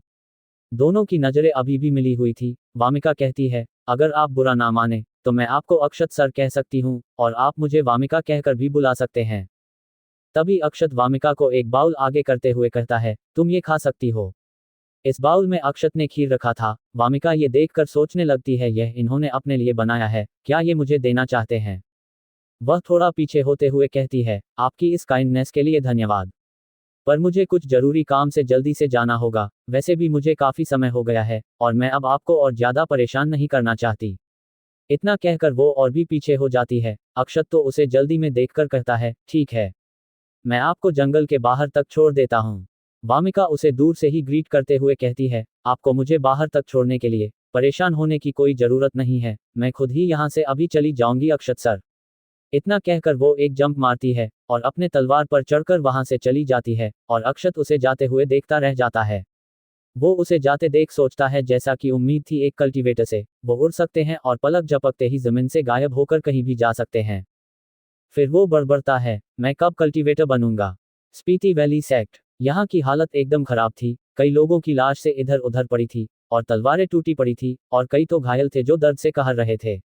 यहाँ पर बीस्ट और स्पीति वैली सेक्ट के बीच में बैटल चल रहा था। स्पीति वैली सेक्ट पर इन बीस्ट ग्रुप ने हमला कर दिया था। ये बीस्ट ग्रुप तो पहले स्पीति वैली के घने जंगलों में रहते थे और बगल के गांव और कस्बों वालों को परेशान किया करते थे, लेकिन आज तो इन्होंने इस सेक्ट पर ही हमला कर दिया। एक अधेड़ उम्र का आदमी हाथ में तलवार लिए खड़ा होने की कोशिश कर रहा था। वो काफी घायल हो गया था, उसको काफी गंभीर चोटें आई हुई थी। उसके मुंह से भी खून आ रहा था। वो लंबी लंबी सांस ले रहा था और अपने सामने दो लोगों को देखकर कहता है, सुशील और मनीष शर्मा, तुम दोनों गंदे धोखेबाज। मैंने तुम दोनों को हमेशा अच्छे से यहाँ रहने दिया, और तुम दोनों ही हमारे सेक्ट को बर्बाद करने के लिए इन नीचे बीस्ट ग्रुप से जाकर मिल गए। जिस थाली में खाया उसी में छेद कर दिया। ये बोलने वाले थे स्पीति वैली सेक्ट के सेक्ट लीडर राजीव शर्मा थे। तभी मनीष, जो कि इस सेक्ट का 5वां श्रेष्ठ था, कहता है, अरे सेक्ट लीडर, यह आपकी पुरानी सोच है। आपको क्या लगता है कि आप जैसा कमजोर इंसान इस सेक्ट को ज्यादा दिनों तक संभाल भी पाता? बिल्कुल भी नहीं, और आप चाहते हैं कि तब भी हम आपकी बात माने। और सुशील, जो कि इस सेक्ट का 4था श्रेष्ठ था, वो कहता है, आखिर ये बाद में ये स्पीति वैली सेक्ट तो बर्बाद होकर ही रहेगा इस बीस्ट ग्रुप के सामने। तो बस हमने एक अच्छा चुनाव किया है बस। दरअसल एक सेक्ट को चलाने के लिए उसमें कई लोगों का हाथ होता है, पहले तो सेक्ट लीडर का और फिर बाकी का उसके नीचे काम करने वाले श्रेष्ठों का। ये अपने अपने काम को करते हैं जो इन्हें दिया गया होता है। इनके पोजीशन के आधार पर ही इन्हें सेक्ट का काम दिया गया होता है। सेक्ट लीडर के बाद आता है पहले श्रेष्ठ, उसके बाद आता है दूसरा श्रेष्ठ, ऐसे ही करके सभी आते हैं। अगर सेक्ट लीडर कहीं सेक्ट से बाहर गए हो तो उनका सारा काम पहला श्रेष्ठ संभालता है, और वही सारे निर्णय लेता है जब तक कि सेक्ट लीडर वापस ना आ जाए। TRG army CH6 beast group retreat. उन दोनों श्रेष्ठों की ऐसी बात सुनकर सेक्ट लीडर राजीव अपनी पूरी एनर्जी लगाकर तलवार उठाकर उन दोनों की तरफ बढ़ने लगते हैं और चिल्लाते हैं, तुम गंदे नाली के कीड़े, अगर तुम दोनों उन बीस्ट ग्रुप से ना मिले होते तो मेरे सेक्ट की ऐसी हालत नहीं हुई होती। वो आगे बढ़ ही रहे थे कि अचानक उनके सामने कोई आ जाता है जो उसकी तलवार पकड़कर उसे दूर फेंक देता है, और वो कहता है, इतना काफी है सेक्ट लीडर राजीव। ये था बीस्ट ग्रुप का लीडर सियांग बीस्ट। वो कहता है, एक बुद्धिमान आदमी की यही पहचान होती है कि वो सही रास्ते का चुनाव करते हैं और अपनी जिंदगी को जीते हैं, और तुम्हारे सेक्ट के इन दोनों श्रेष्ठों ने हमारे बीस्ट ग्रुप की मदद करके यही साबित किया है। और अगर तुम हमारे बीस्ट ग्रुप के सामने इन्हीं दोनों की तरह झुक जाते हो तो मैं वादा करता हूं कि तुम्हें मैं एक अच्छी पोजीशन दूंगा। सेक्ट लीडर, जो कि फिर से उठ खड़े हुए थे, वो अपने मुंह से खून थूकते हुए कहते हैं, क्या तुम चाहते हो कि मैं तुम्हारे आगे झुक जाऊं? कभी नहीं, तुम बीस्ट इस लायक हो भी। हमारे स्पीति वैली सेक्ट कभी भी तुम जैसे बीस्ट ग्रुप के सामने नहीं झुकेगा, भले ही मेरी जान क्यों ना चली जाए। मैं अपने जीते जी तो ऐसा तो बिल्कुल भी नहीं होने दूंगा, तुम बस इसके सपने ही देखते रह जाओगे। बीस्ट ग्रुप का लीडर सियांग बीस्ट अपने मुट्ठी कसते हुए कहता है, अच्छा लगता है तुम अभी का मेरा वार भूल गए हो। चलो अच्छा है, मैं तुम्हें मरने में तुम्हारी मदद कर देता हूँ। इतना कहकर वो सेक्ट लीडर राजीव के पास तेजी से जाने लगता है कि तभी ऊपर आसमान से किसी की आवाज आती है, सुशील शर्मा और महेश शर्मा, तुम दो बेशर्म देशद्रोहियों, आज मैं तुम दोनों को खत्म करके अपने सेक्ट को साफ करूंगी। ये कहने वाली वामिका थी, जो एक तलवार पर खड़ी होकर ऊपर आसमान में उड़ रही थी, और एक तलवार उसने अपने हाथ में भी ले रखा था। वह अपने चारों ओर एक गजब की आभा बिखेर रही थी। पहले तो सुशील और मनीष दोनों वामिका को देखने लगते हैं और फिर एक दूसरे को देखते हैं। इसके बाद दोनों जोर जोर से हंसने लगते हैं। वो हंसते हुए ही कहते हैं, अरे बाप रे, हम तो इस ब्यूटी से डर गए जो यहाँ से भाग गई थी, लेकिन हमने यह आशा नहीं की थी कि वो मरने के लिए फिर से यहाँ इतनी जल्दी आ जाएगी। देखो तो हम कितना तुम्हारे आने से डर गए हैं, हम तो डर से कांप रहे हैं, हमारे तो पसीने छूट रहे हैं, ये देखो मेरे तो रोंगटे खड़े हो गए हैं। इतना कहकर वो दोनों फिर से हंसने लगते हैं। वामिका नीचे आकर लीडर के पास आ जाती है। सेट लीडर उसे कहते हैं, वामिका तुम यहाँ क्यों आ गई, जल्दी से यहाँ से चली जाओ। वामिका राजीव की हालत देख रही थी, जो कि बहुत ही खराब थी। वो ज्यादा देर तक यहाँ टिक ही नहीं पाएंगे। वो कहती है, पिताजी आप इन्हें मुझ पर छोड़ दीजिए। सेक्ट लीडर उसके आगे आते हुए कहते हैं, तुम पागलों जैसी बातें मत करो, वो सियांग बीस्ट लेवल 6 पर है, तुम उससे लड़ने के लायक नहीं हो, मैं तब तक इन्हें संभालता हूँ, तुम यहाँ से जल्द भाग जाओ और अपने अंकल के साथ रहना। ये सुनकर तो वामिका के आंखों में आंसू आ गए। वो भला कैसे अपने पिता को ऐसे घायल हालत में इन बीस्टों के सामने मरने के लिए छोड़कर जा सकती है। तभी उसकी बात बीस्ट लीडर सियांग भी सुन लेता है। वो कहता है, भागना, क्या तुम ये सोच रहे हो कि ये अब यहाँ से ऐसे ही भाग सकती है? नहीं, बिल्कुल भी नहीं, मैं तुम्हें यहाँ से नहीं जाने देने वाला, खास करके ऐसी खूबसूरत लड़की को। वो अपने पीछे खड़े सुशील और मनीष से कहता है, सेक्ट लीडर को मार दो और इस लड़की को पकड़ लो, मुझे इसके साथ अपना स्लेव बनाकर मजे करने हैं। वो दोनों तेजी से वामिका को पकड़ने के लिए बढ़ने लगते हैं, तो वामिका भी अपना तलवार लिए, तुम दोनों धोखेबाज गद्दार अब मारो। ये बोलते हुए वह सेक्ट लीडर के पास से काफी ज्यादा स्पीड में निकल गई, जिससे कि उसकी एनर्जी भी बाहर आ रही थी। और सेक्ट लीडर को कुछ समझ ही नहीं आया कि क्या हुआ। अभी अभी वो दोनों जो अभी वामिका को पकड़ने के लिए उसकी तरफ बढ़ रहे थे, वो उसकी बॉडी से निकल रही एनर्जी को महसूस करके कहते हैं, अरे नहीं, ये तो मार्शल लेवल 7 पर है, इससे तो कई लेवल पर कर लिया है, ये कैसे पॉसिबल हो सकता है। इतना कहकर वो दोनों पीछे भागने की कोशिश करने लगते हैं, लेकिन तब तक बहुत देर हो गई थी, क्योंकि उन दोनों को अब अपना पैर दिखाई दे रहा था और इसी के साथ उनका सिर नीचे गिर जाता है। उनकी आंखें बड़ी बड़ी हुई पड़ी थी, मानो वो दोनों अभी तक उस हैरानी को पचा भी नहीं पाए थे, तब तक उनका सिर ही धड़ से अलग हो गया। ये देखकर तो उस सियांग बीस्ट के भी मुंह खुला के खुला रह जाता है। उसे अपने आंखों देखे पर भरोसा ही नहीं हो रहा था। वो हकलाते हुए कहता है, तुम तो मार्शल लेवल 4 पर थी, तो यह एक ही दिन में कैसे हो सकता है कि तुम मार्शल लेवल 7 पर पहुंच गई हो? इम्पॉसिबल, ये नहीं हो सकता। अपनी बेटी की ये कारनामा देखकर तो सेक्ट लीडर भी जम से गए थे। उनके मुंह से सिर्फ इतना ही निकलता है, वामिका तुम। वामिका अपनी तलवार बीस्ट लीडर सियांग बीस्ट की तरफ करते हुए कहती है, अब तुम्हारी सियांग बीस्ट। अपनी बारी का सुनते ही सियांग बीस्ट की फट जाती है। वो भला अपने से एक लेवल ऊपर के इंसान से कैसे लड़ सकता है? हाँ, वो अपने बराबर के लेवल के इंसान से थोड़ा ज्यादा पावरफुल होता है, लेकिन अपने से ऊपर से थोड़ी ना। वो तुरंत वहां से दूर जाते हुए कहता है, सभी बीस्ट वापस चलो। सभी बीस्ट अब वापस उसके पीछे ही जाने लगते हैं। वो कहता जाता है, तुम लोग बस इंतजार करो, इस बार तो बच गए, लेकिन अगली बार जरूर यह स्पीति वैली सेक्ट बर्बाद होकर रहेगा। तुम लोग बस इंतजार करो मेरा, मैं जरूर वापस आऊंगा। उन सभी के वापस जाते ही जैसे सभी में एक उत्साह आ जाती है। वो सभी कहते हैं, हम जीत गए, बीस्ट ग्रुप वापस चला गया, हमारा सेक्ट बच गया, हमने उसे बचा लिया, हम सभी जीत गए। राजीव भूमिका के पीछे आते हैं और उसके कंधे पर हाथ रखते हुए कहते हैं, वामिका आखिर ये सब चल क्या रहा है? वामिका कहती है, पहले पिताजी ये सब काम समेट लेते हैं, उसके बाद इसके बारे में बात करते हैं। सामने बहुत से लोग दर्द में घायल हुए कह रहे थे और कई लोगों को तो अब तक मृत्यु भी हो चुकी थी। ये देखकर तो वामिका और सेक्ट लीडर की दिल भर आई। ये सब वो लोग थे जिन्होंने इस स्पीति वैली सेक्ट को बचाने के लिए अपनी जान दे दी। दोनों और सेक्ट के कई श्रेष्ठ मिलकर सबकी इलाज और अंतिम संस्कार की तैयारी करते हैं। और सब काम खत्म होने के बाद सेक्ट लीडर राजीव भूमिका से अब उसके ऐसे लेवल पर होने का पूछते हैं। अब उनके सेक्ट में सबसे पावरफुल वामिका ही थी। वह भी अभी मार्शल लेवल 5 के पीक पर थे और वामिका मार्शल लेवल 7 पर थी। तो उनका यह सवाल तो होना ही था कि कैसे एक लड़की बस आधे ही दिन में 4 से मार्शल लेवल 7 पर पहुंच सकती है। वामिका उन्हें अब शुरू से लेकर उसके यहाँ तक आने का सब बताती है। उसकी ये बात सुनकर सेक्ट लीडर राजीव काफी हैरान हो जाते हैं। वो अब गंभीर होकर इन सब पर सोचने लगते हैं।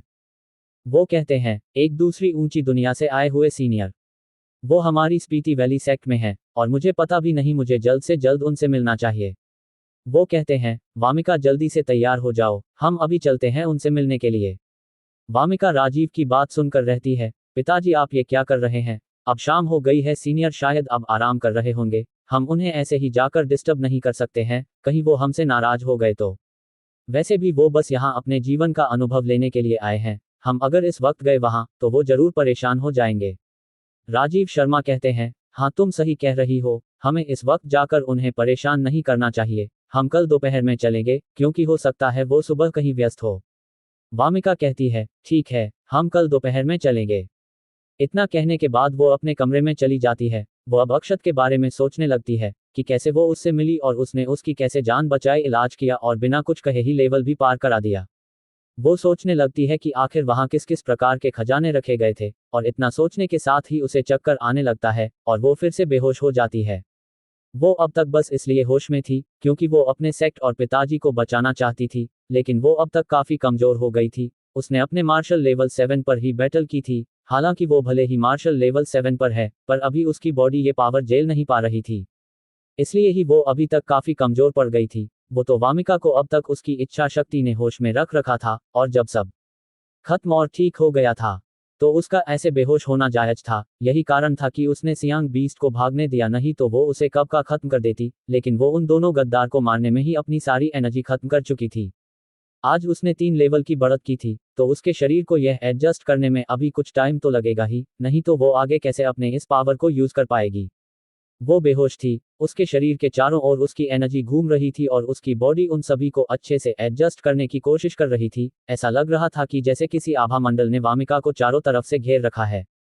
और इधर से सेक्ट लीडर अपने कमरे में जगे हुए थे। वो भूमिका के बातों को गंभीरता से लेकर उन पर विचार कर रहे थे। अगर ऐसा इंसान उनके इस स्पीति वैली में था तो शायद उनका यह स्पीति वैली सुरक्षित है। TRG army CH7 top level का हथियार।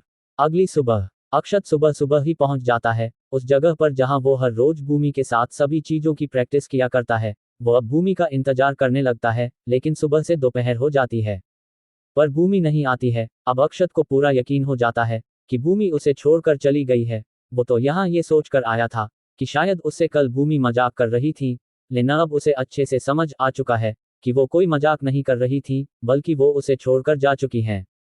वो अपना बेकार सा चेहरा बनाकर वापस आ जाता है। वो यहाँ वापस आने के अलावा कर भी क्या सकता था, क्योंकि मास्टर भूमि तो उसके बुलाने से आने वाली नहीं थी। इधर स्पीति वैली सेक्ट में सेक्ट लीडर राजीव और भूमिका तैयार हो रहे थे अक्षत से मिलने जाने के लिए। वो दोनों अब निकलने ही वाले थे कि राजीव कहते हैं, अगर तुमने जो भी कहा वह सब सच है कि सीनियर किसी ऊपर के ऊंची दुनिया पृथ्वी से आए हुए हैं, तब तुमने उनके सामने अपने आप को कुछ ज्यादा ही आंक लिया था उनका स्टूडेंट बनने को कहकर। वामिका कहती है, यह आपकी बेटी की नासमझी थी। वो तो यह अच्छा हुआ कि सीनियर बहुत अच्छे हैं, उन्होंने मुझे कुछ भी नहीं कहा, नहीं तो अगर वो गुस्सा हो जाते तो हमारे पूरे सेक्ट को अंजाम भुगतना पड़ता। वो दोनों ही अब जंगल में आ गए थे। वामिका कहती है, पिताजी हम पहाड़ों पर उड़कर क्यों नहीं चल रहे हैं, उससे तो हम जल्दी वहां पहुंच जाएंगे। राजीव थोड़ा सख्त होते हुए कहते हैं, तुम क्या जानती हो? कुछ भी नहीं, हम ऐसे पैदल ही पहाड़ों पर चलकर उनको अपना रिस्पेक्ट दिखा रहे हैं।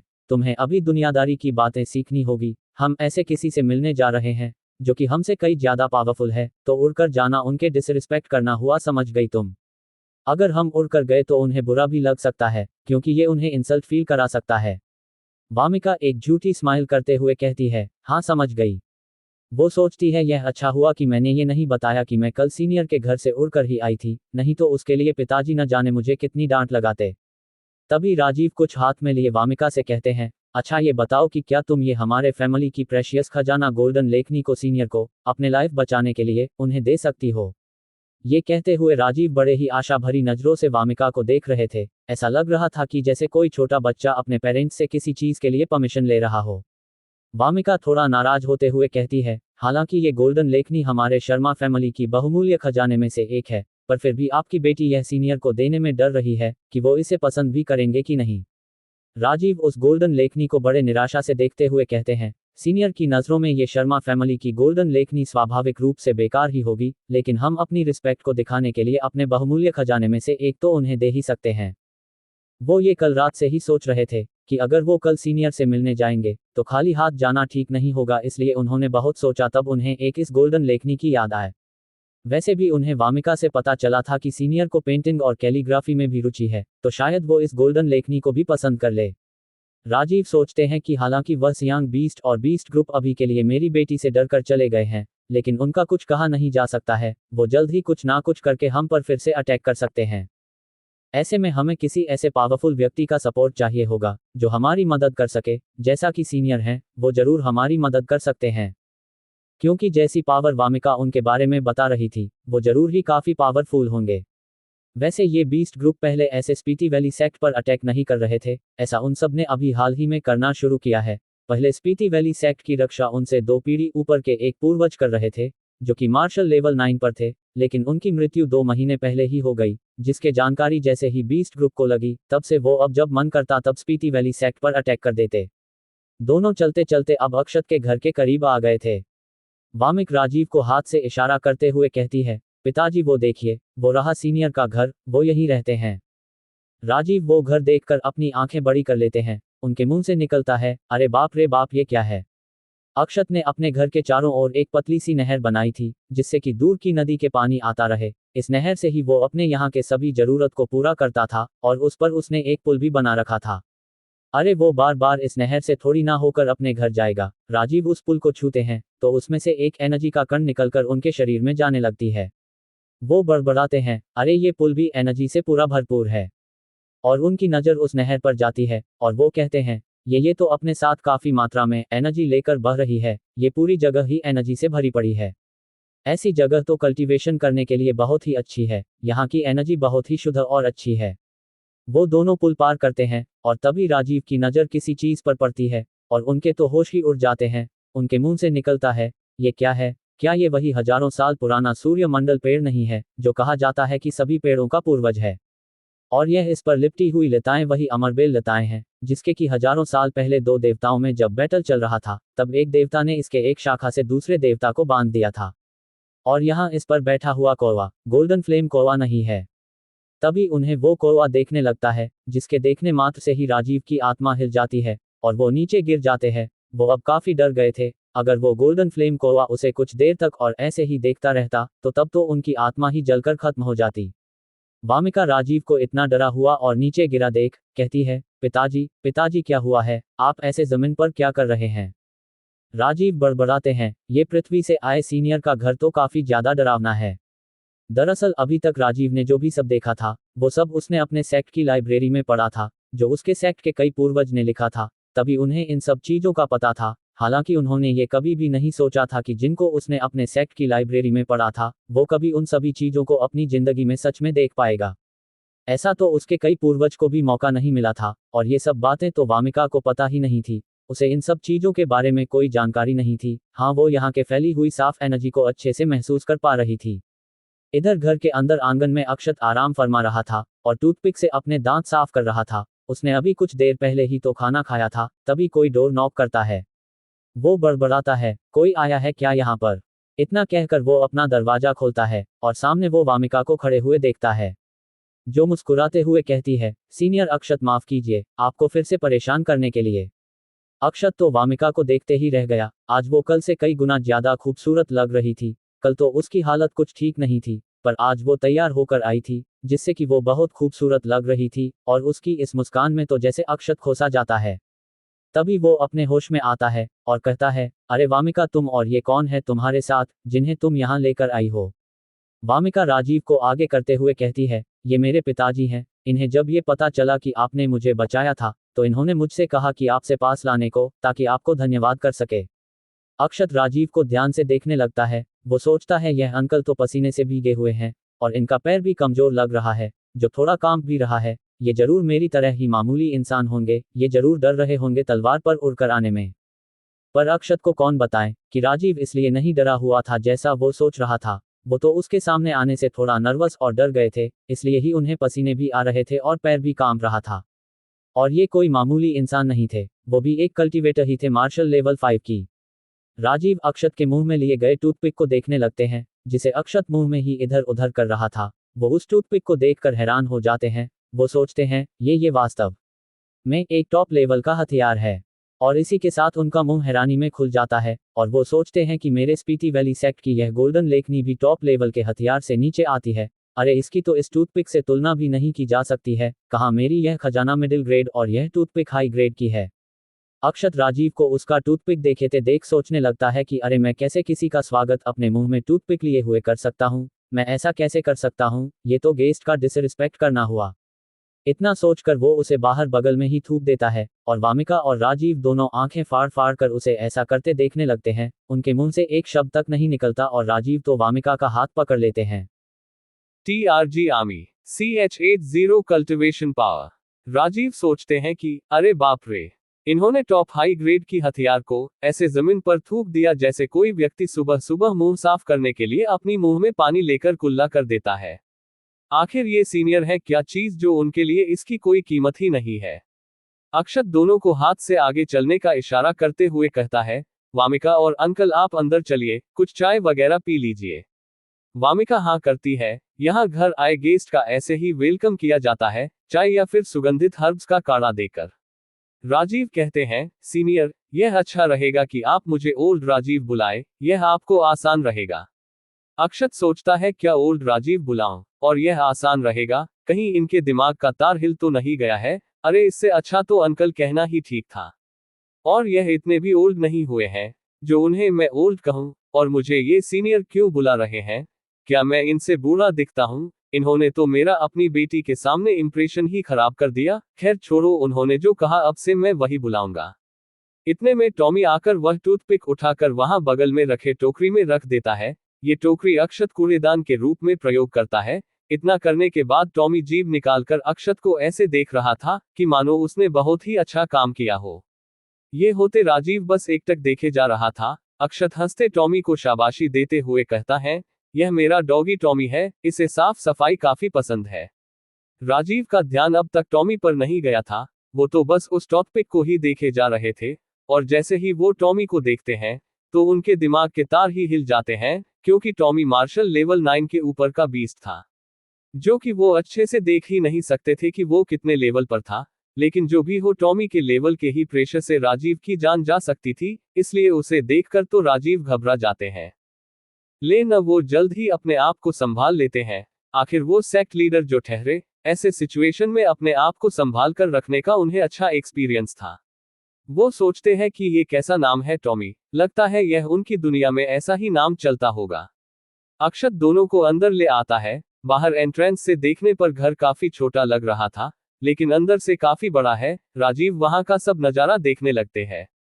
उनकी नजर एक पेड़ पर लगे फूलों पर जाती है और वो बड़बड़ाते हैं, ये वास्तव में पर्पल सूर्य फूल है, वो भी हाई क्वालिटी की। और ये छोटा तालाब तो पूरे एनर्जी से भरी पड़ी है, ऐसा लगता है कि ये कोई तालाब नहीं बल्कि एनर्जी का पूल है।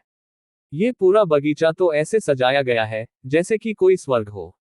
अक्षत तो राजीव का चेहरा देखता है और मन ही मन मुस्कुराता है और सोचता है ये गार्डन मैं बड़ी मेहनत से तैयार किया है, इसमें मैंने अपनी सारी पृथ्वी वाली डिजाइन और भी कई चीजों का ध्यान रखा है, तो इस ओल्ड राजीव का तो ऐसे होना ही था। अक्षत कहता है, ओल्ड राजीव, क्या आप जानते हैं गार्डन डिजाइन और आर्किटेक्चर को? आपका क्या सोचा है मेरे इस गार्डनिंग के बारे में? राजीव अब सोचने लगता है कि सीनियर यहाँ एक मामूली इंसान की तरह रह रहे हैं, इसलिए मुझे भी एक मामूली इंसान की तरह ही जवाब देना चाहिए, नहीं तो शायद वो मुझे पसंद न करें।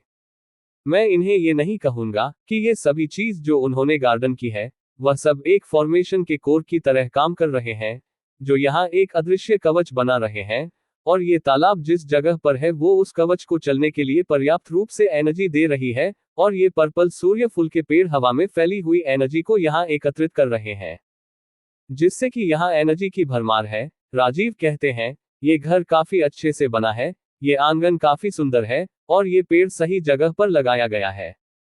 फॉर्मेशन एक प्रकार का अदृश्य एनर्जी की दीवार होता है। फॉर्मेशन किसी को मारने के लिए भी बनाई जा सकती है, और अपने बचाव के लिए भी। फॉर्मेशन के कई रूप होते हैं, ये दीवार की तरह भी काम करता है, और धुंध की तरह भी। इसे बनाने के लिए फॉर्मेशन फ्लैग या सपोर्ट की जरूरत होती है, और चलाने के लिए एनर्जी की जरूरत। ये ठीक बिल्कुल टेंट की तरह होते हैं, जहां उसके सभी खंभे फ्लैग या सपोर्ट होते हैं, और आधार उसका कोर होता है, जिससे कि फॉर्मेशन को कंट्रोल किया जा सकता है। अपने पिता को यह नासमझी वाली बातें करते सुनकर वामिका अपना चेहरा ढक लेती है। अक्षत तो पहले उन्हें हैरान होकर देख रहा था, और फिर वो हंसने लगता है। वो अब कहता है, आप दोनों अंदर चलिए, चलिए हम चाय पीते हैं। वामिका अपने पिताजी का हाथ पकड़ लेती है। अक्षत सोचता है, ओल्ड राजीव एक साधारण किसान है, लगता है मैंने उनसे कुछ ज्यादा ही एक्सपेक्ट कर लिया था। भला उन्हें डिजाइन्स और आर्किटेक्चर के बारे में क्या ही पता होगा। अक्षत उन दोनों को भीतर लाता है और दोनों को चाय बना कर देता है। उसमें उसने कई प्रकार की हर्ब्स और फूलों का प्रयोग किया था, जिसके वजह से उसकी खुशबू पूरी आंगन में घूम रही थी। और राजीव के मुंह से निकलता है, वाह क्या खुशबू है इसकी। और वो चाय पीने लगते हैं। जैसे ही राजीव ने वो चाय पी उनके मुंह से निकला, लाजवाब क्या चाय है, आज से पहले मैंने ऐसी चाय नहीं पी थी। और तभी उन्हें अपने शरीर में कुछ महसूस होता है और वो सोचते हैं इस चाय में इतनी शुद्ध एनर्जी एकदम साफ रूप में थी, ये तो काफी भयानक है। और इसमें इतनी शक्ति है कि यह मेरे पूरे शरीर में फ्लो कर रही है, पूरे नाड़ियों में बह रही है, मैं इसे अच्छे से महसूस कर पा रहा हूँ। क्या ये मेरे आंतरिक रूप से लगे चोटों को ठीक कर रही है और पुराने घाव को भी। ये चाय नहीं अमृत है अमृत, ये तो चमत्कार हो गया। इसने तो मेरी कल बैटल में लगी चोटें ही ठीक नहीं हो गई, बल्कि कई पुराने चोटें भी ठीक हुई, जिसके इलाज के लिए मैंने कितने बड़े बड़े डॉक्टर को दिखाया था। राजीव कहता है, सीनियर अक्षत आपकी चाय बहुत ही लाजवाब है, ये टेस्टी नहीं सुपर टेस्टी है। तभी अक्षत उनके कप में और चाय डाल देता है। राजीव उसे इसके लिए धन्यवाद करते हैं। उन्हें नहीं लगा था कि उन्हें चाय दोबारा से मिल जाएगी। राजीव वामिका की तरफ देखने लगते हैं और सोचते हैं कि क्या वामिका ने पहले ही चाय पी ली। देखने से लग रहा है पीने के बाद से ही उसकी आत्मा और भी स्थिर हो गई है। इस समय वामिका का चेहरा लाल पड़ गया था, वो अजीब सी हरकतें कर रही थी। वो अपने आत्मिक क्षेत्र में पहुंच गई थी। आत्मिक क्षेत्र वो जगह होती है जहां शरीर की आत्मा रहती है। कल्टीवेटर दो प्रकार से कल्टीवेशन करते हैं, एक शरीर की और दूसरी आत्मा की, और कई कल्टीवेटर दोनों की करते हैं। शरीर की कल्टीवेशन को कई लेवल में है, जैसे मार्शल लेवल, और आत्मा का लेवल कल्टीवेशन थोड़ा अलग है। उसमें जिसका जितना ऊंचा कल्टीवेशन होगा उसका उतना ही बड़ा आत्मिक क्षेत्र होगा। इस आत्मिक क्षेत्र की खासियत ये होती है कि इसमें आने वाले सभी अटैक अपने आप ही खत्म हो जाते हैं। और यही क्षेत्र वामिका का अब तक जो 1 इंच था वह बढ़कर अब 12 इंच हो गया था, जो कि किसी मार्शल लेवल 7 के कल्टीवेटर के लिए थोड़ा मुश्किल था, या कहें कि बहुत ही मुश्किल था, क्योंकि ऐसे कर पाने वाले लोग बहुत कम होते थे। ऐसा सिर्फ वही कर पाते थे जो आत्मा कल्टीवेशन करते थे। लेकिन वामिका तो बॉडी कल्टीवेशन करती थी, इसलिए ही वामिका का चेहरा लाल हो गया था और वो अजीब सी हरकतें कर रही थी। ऐसा लग रहा था कि वो अपने आत्मिक क्षेत्र को स्टेबल कर ही नहीं पा रही थी। उसके मुंह से निकलता है, आपकी कल्टीवेशन लेवल क्या है। अक्षत उसकी बात सुनकर थोड़ा नर्वस होते हुए कहता है, अच्छा वामिक, क्या तुम्हारे पास कल्टीवेशन जांचने की शक्ति स्टोन है। उसकी ये बात सुनकर वामिका अपने आत्मिक क्षेत्र से बाहर आ जाती है। उसके पसीने छूट रहे थे। वो सोचती है, मैं न जाने अभी और क्या करने वाली थी, जिसे शायद फिर से वो मुझे माफ नहीं करते। वो तो अच्छा हुआ कि सीनियर ने आवाज लगाकर मुझे आत्मिक क्षेत्र से बाहर बुला लिया। उन्होंने मुझे जरूर देख लिया होगा कि मैं आत्मिक क्षेत्र में कमजोर पड़ रही हूँ, इसलिए ही उन्होंने मेरी मदद की। वो अपना हाथ आगे करती है और कहती है, हाँ मैंने उसे रखा है। इतना कहकर वो हाथ आगे करके अपने रिंग से एक बड़े से स्टोन को निकाल लेती है। अक्षत ये देखकर सोचने लगता है कि ऐसा कहा जाता है कि कल्टीवेटरों के पास एक ऐसी स्टोरेज रिंग होती है जिसमें वो एक पहाड़ को भी रख सकते हैं। इसका मतलब यह बात सही थी। स्टोरेज रिंग एक प्रकार का खजाना होता है जिसके अंदर काफी सारी जगह होती है। बहुत कल्टीवेटर अपनी सभी जरूरत की चीज स्टोर करके रखते हैं। वो इस प्रकार की होती है कि दिखती तो रिंग ही है पर उसके अंदर काफी जगह होती है। शक्ति स्टोन सामने ही था। ये एक प्रकार का स्टोन होता है जो कि कल्टीवेटर की कल्टीवेशन जागृत होने से लेकर उसकी लेवल तक को बताता है। इस पर हाथ रखते ही कुछ नंबर आ जाते हैं। इस पत्थर को रिफाइन करके ऐसा बना दिया जाता है। वामिका कहती है, अक्षत सर, आप इस लाल वाले जगह पर अपना हाथ रख दीजिए। अक्षत वैसा ही करता है। वो उस पर हाथ रख देता है एक लंबी सांस लेकर। अब सोचता है, अगर मेरी कल्टीवेशन पावर जागृत हो गई होगी तब मैं सेक्ट से जुड़ूंगा और वहां के टीचर्स से सब कुछ सीखूंगा और फिर मेहनत करके पावरफुल इंसान बन जाऊंगा। फिर वहीं किसी लड़की से शादी कर लूंगा। इसके बाद तो अपनी लाइफ सेट है। ये सब सोचते हुए वो मन ही मन खूब खुश हो रहा था। उसे हाथ रखे कुछ टाइम बीत जाते हैं, लेकिन उस शक्ति स्टोन पर कुछ भी नहीं आया। ऐसे ही काफी ज्यादा टाइम बीत जाता है, लेकिन अभी भी उस शक्ति स्टोन में कुछ भी नहीं आता है। राजीव और वामिका तो बस उसे ऐसे ही देखे जा रहे थे कि कब उन्हें सीनियर अपनी असली कल्टीवेशन पावर दिखाकर शॉक करेंगे। अक्षत कहता है, ये शक्ति स्टोन में काफी समय से इसमें कुछ भी नहीं हुआ है। इसका मतलब क्या ये है कि मेरा कल्टीवेशन पावर जागृत नहीं हुआ है, यानी कि जीरो कल्टीवेशन। वामिका तो अपना हाथ अपने मुंह पर रख लेती है। वो शौक का इंटर कर रही थी, पर इस शौक का नहीं। वो अब सोचती है कि आखिर इस दुनिया में हो क्या रहा है, क्या एक महान एक्सपर्ट का कल्टीवेशन पावर जागृत नहीं है? जीरो कल्टीवेशन कैसे हो सकता है? अक्षत एक सांस छोड़ता है और फिर बाहर जाने लगता है। वो सोचता है इससे कोई दो राय नहीं है कि मास्टर भूमि मुझे क्यों छोड़कर चली गई, मैं कचरा जो ठहरा। इतना सोचकर वो बाहर जाने लगा। TRG आर्मी CH9 कचरा फेंकने में इंटरेस्टेड। अक्षत अब बाहर चला जाता है। उसके बाहर जाते ही वामिका धीरे से राजीव से कहती है, पिताजी सीनियर के पास कोई कल्टीवेशन तो है ही नहीं, उनका कल्टीवेशन तो जीरो है, ये कैसे हो सकता है? भला सीनियर का कल्टीवेशन जीरो कैसे हो सकता है? वो तो बहुत ही पावरफुल है। राजीव भी धीरे से कहते हैं, हाँ ये कैसे हो सकता है, तुम ही सोचो। वो जरूर यह दिखाना चाहते हैं कि उनके अंदर जीरो कल्टीवेशन है। वो एक मामूली इंसान है। ये टेस्ट उन्होंने इसलिए ही हमारे सामने किया ताकि हम भी ये मान ले। उन्होंने जरूर किसी टेक्निक से अपनी पूरी कल्टीवेशन पावर को सील करके रखा है। सच में वो बहुत महान है। वामिका कहती है, पर पिताजी ऐसा करने का क्या फायदा कि वो जीरो कल्टीवेशन वाले व्यक्ति है।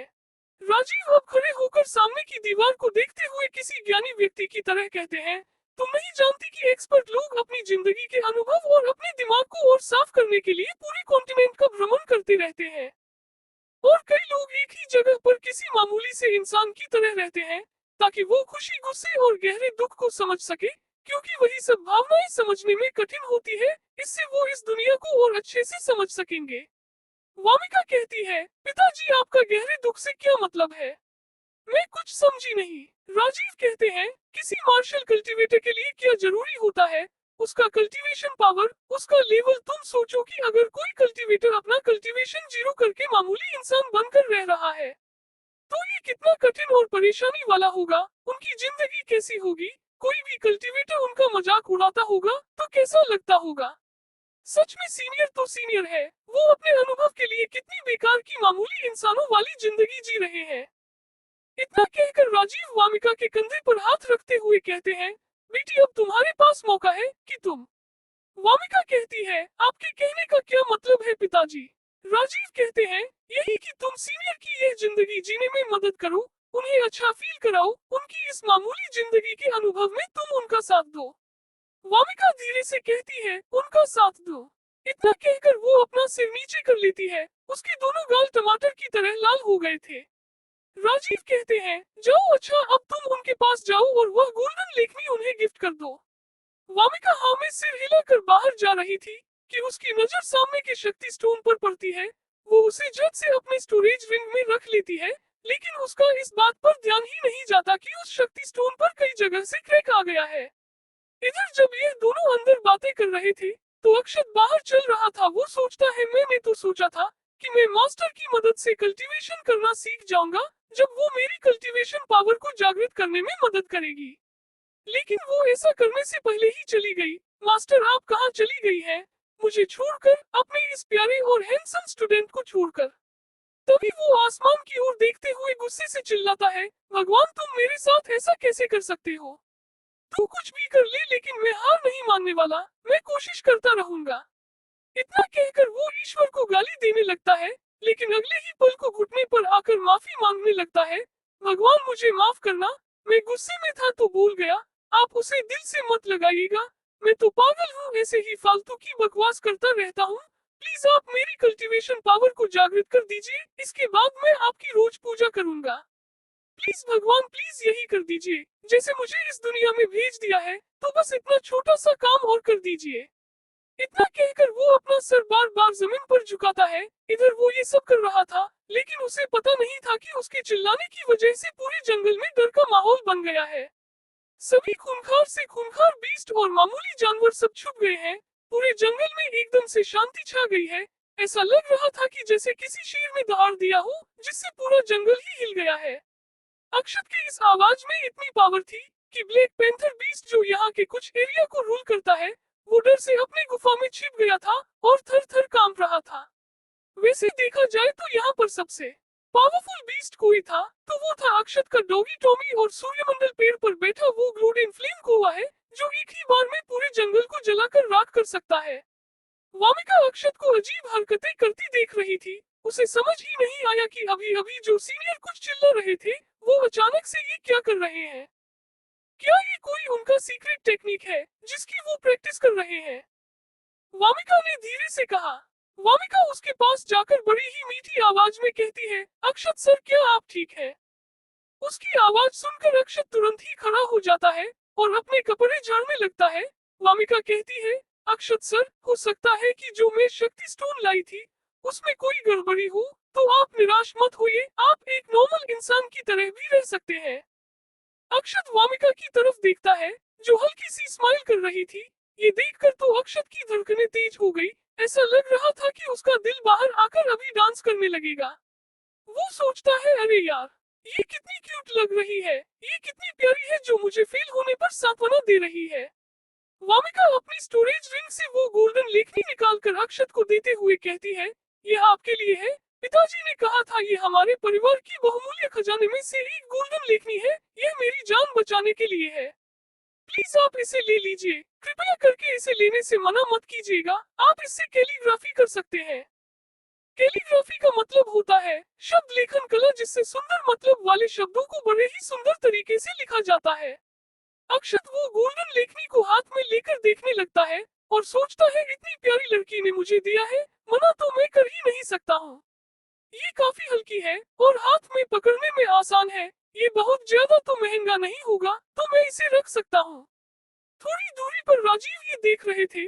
वो अक्षत का चेहरा देखकर सोचते हैं, उनके चेहरे पर कोई भी एक्सप्रेशन नहीं है। जरूर ये गोल्डन लेखनी सीनियर के लिए मामूली चीज होगी। वामिका अक्षत से कहती है, अच्छा अक्षत सर, अब हम चलते हैं, काफी टाइम हो गया है और हम अब आपका ज्यादा टाइम नहीं लेना चाहते हैं। अक्षत कहता है, ठीक है। तभी राजीव बोल पड़ते हैं, सीनियर क्या मैं आपकी कूड़ेदान का कचरा बाहर फेंक दूं? अक्षत ये सुनकर तो अजीब सा चेहरा बना लेता है। भला कोई उसका कचरा क्यों फेंकने लगा? वो कुछ कहता कि उससे पहले ही राजीव उसका कचरा हाथ में ले लेते हैं और कहते हैं, ठीक है फिर, अब हम चलते हैं। अक्षत तो उनके ऐसा करने से थोड़ा हैरान था। वो सोचता है, लोग कब से दूसरों का कचरा फेंकने में इंटरेस्टेड होने लगे। अक्षत अब होश में आता है और कहता है, चलिए ठीक है, मैं आप दोनों को बाहर तक छोड़ देता हूँ। राजीव कहते हैं, नहीं, इसकी कोई जरूरत नहीं है, हम चले जाएंगे, आपको परेशान होने की कोई जरूरत नहीं है। अक्षत कहता है, अच्छा ठीक है, आप दोनों यहाँ चाहे जब आ सकते हैं, आपका यहाँ हमेशा से वेलकम है। राजीव और वामिका अब वहाँ से हंसते और मुस्कुराते चले जाते हैं। उनके जाने के बाद अक्षत सोचता है, वो कितनी प्यारी लग रही थी आज, उसकी खूबसूरती का कोई जवाब नहीं। अरे रे रे, अक्षत तू ये सब क्या सोचे जा रहा है? ये सब अपने दिमाग से निकाल और चल कर सो जा, वैसे भी कोई काम तो है ही नहीं तुझे करने के लिए। दूसरी तरफ स्पीति वैली तलवार सेट के बगल सियांग बीस्ट सेट के हाल में कुछ चर्चा चल रही थी। सामने की एक ऊंचे थ्रोन पर काफी बड़ा और हट्टा कट्टा सियांग बीस्ट बैठा था। इसका नाम खटक सियांग है। वैसे ये सियांग बीस्ट की प्रजाति का है। सभी बीस्ट इंसानी भाषा नहीं बोल सकते हैं, सिर्फ समझ सकते हैं, वो सिर्फ बीस्ट भाषा ही बोल सकते हैं। लेकिन यह सियांग बीस्ट इंसानों की भाषा बोल और समझ दोनों सकते हैं, तभी तो ये यहाँ के राजा बने हुए हैं। वो ईगल बीस्ट भी, जो वामिका को बोल रहा था, वह सब भी बीस्ट भाषा में था। सियांग बीस्ट ऐसा कर पाने में सक्षम थे, क्योंकि उनके पास उनकी पुरानी ब्लड लाइन थी। मतलब ये था कि वो बहुत ही पुराने बीस्ट की श्रेणी में आते हैं, जो हजारों साल पहले बहुत ताकतवर हुआ करते थे। ऐसे ही और भी कई बीस्ट प्रजातियां हैं, जिनके पास उनकी ब्लड लाइन होती है। वो सियांग बीस्ट का राजा खटक कहता है, तुम कह रहे हो कि वो लड़की, जिसकी आधे दिन पहले कल्टीवेशन मार्शल लेवल 4 थी, वो आधे दिन बाद मार्शल लेवल 7 पर पहुंच गई है? ये तो बिल्कुल अविश्वसनीय है। उसके सामने खड़ा वही सियांग बीस्ट, जो स्पीति वैली तलवार सेट बैटल में बीस्ट ग्रुप का नेतृत्व कर रहा था। इसका नाम लटक सियांग बीस्ट है, जो कि यहाँ का राजकुमार यानी खटक सियांग बीस्ट का बेटा है। वो कहता है, हाँ पिताजी, मैं सच कह रहा हूँ, मैंने ये अपनी आंखों से देखा है। मुझे तो ऐसा लगता है कि जरूर उसे कुछ ऐसा अवसर या कोई चीज मिल गई थी, जिसकी वजह से वो ऐसा कर पाई। क्या सच में? उस थ्रोन पर बैठे सियांग बीस्ट ने एक सीरियस आवाज में कहा। सियांग बीस्ट इंसानों की तरह ही शारीरिक बनावट में होते हैं, बस उनका कद इंसानों से ऊंचा होता है और उनके दांत भी बाहर की ओर होते हैं, जो कि उन्हें थोड़ा डरावना बनाता है, और इनका लेवल बढ़ने पर इनके सींग भी आ जाते हैं। TRG army CH10 beautiful and hot. Throne पर बैठे खटक सियांग बीस्ट की एक डरावनी आवाज आती है, क्या सच में? ऐसी आवाज सुनकर तो सामने खड़ा उसका बेटा डर जाता है। वो जानता है कि उसके पिता कितने ज्यादा खतरनाक और पावरफुल हैं। वो घबराते हुए कहता है, जी जी पिताजी, मुझे तो ऐसा ही लगता है, उसके लेवल पर कर जाने की वजह से ही हमें वापस आना पड़ा, नहीं तो हम बैटल जीत ही चुके थे। खटक सियांग बीस्ट अब सोचने लगता है कि ऐसा तो मेरे सीनियर भी नहीं कर सकते हैं, इसका मतलब जरूर कोई बड़ा ही प्रीशियस खजाना उसके हाथ लग गया होगा। वो कहता है, ठीक है, अच्छा तुम अब जा सकते हो, सभी अब यहाँ से जा सकते हैं, जो भी करना होगा मैं आप सभी को बाद में बता दूंगा। सभी बीस्ट अब उस हॉल को छोड़कर बाहर चले जाते हैं। कुछ तो बड़बड़ाते जा रहे थे कि जरूर हमारे किंग इस पर गहराई से सोचेंगे, हमें ऐसे चीज को हाथ से बिल्कुल भी नहीं जाने देना चाहिए। तो सबके जाने के बाद खटक सियांग बीस्ट कहता है, इस पर आपका क्या कहना है सीनियर? तभी वहां उसके थ्रोन के पीछे से एक काली धुंध के साथ एक परछाई आती है, जो कि बहुत ही डरावनी लग रही थी। वो कहता है, मैंने ऐसा सुना है कि स्पीति वैली के कुछ क्षेत्रों में काफी ज्यादा वैल्यूएबल खजाने हैं, जो कि ऐसा कर सकते हैं, वो सब बहुत ही यूनिक और हाई ग्रेड की खजाने होते हैं। खटक कहता है, सीनियर धुंधकारी, अब आप बताइए कि हमें क्या करना चाहिए, क्या हम उन पर अटैक करके उनका वो खजाना हासिल कर लें? वो परछाई जिसका नाम धुंधकारी है, वो कहता है, नहीं, ऐसा मत करो, बल्कि ये करो कि आसपास के दूसरे सेक्ट में यह अफवाह फैला दो कि स्पीति वैली सेक्ट को कोई बहुत बड़ा खजाना मिला है, जिसकी मदद से कोई भी मार्शल लेवल 9 के ऊपर बड़े ही आसानी से पहुंच जाएगा। खटक कहता है, सीनियर, आपका क्या मतलब है, क्या आप उन सब में बैटल कराना चाहते हैं? धुंधकारी कहता है, हाँ, बस तुम देखते जाओ, तुम्हें बस बाद में चलकर सब कुछ लूटना है। ये सुनकर तो खटक के चेहरे पर एक शैतानी मुस्कान आ जाती है। धुंधकारी भी जोर जोर से हंसने लगता है। इतना कहने के बाद वो वापस से खटक के थ्रोन के पीछे चला जाता है। दूसरी तरफ बीच रास्ते में अब राजीव और वामिका रुक जाते हैं और राजीव कहते हैं, बेटी अब मैं इस कचरे से वो हाई ग्रेड की टूथपिक हथियार बाहर निकाल रहा हूँ। वामिका कहती है, जी पिताजी मैं तैयार हूँ।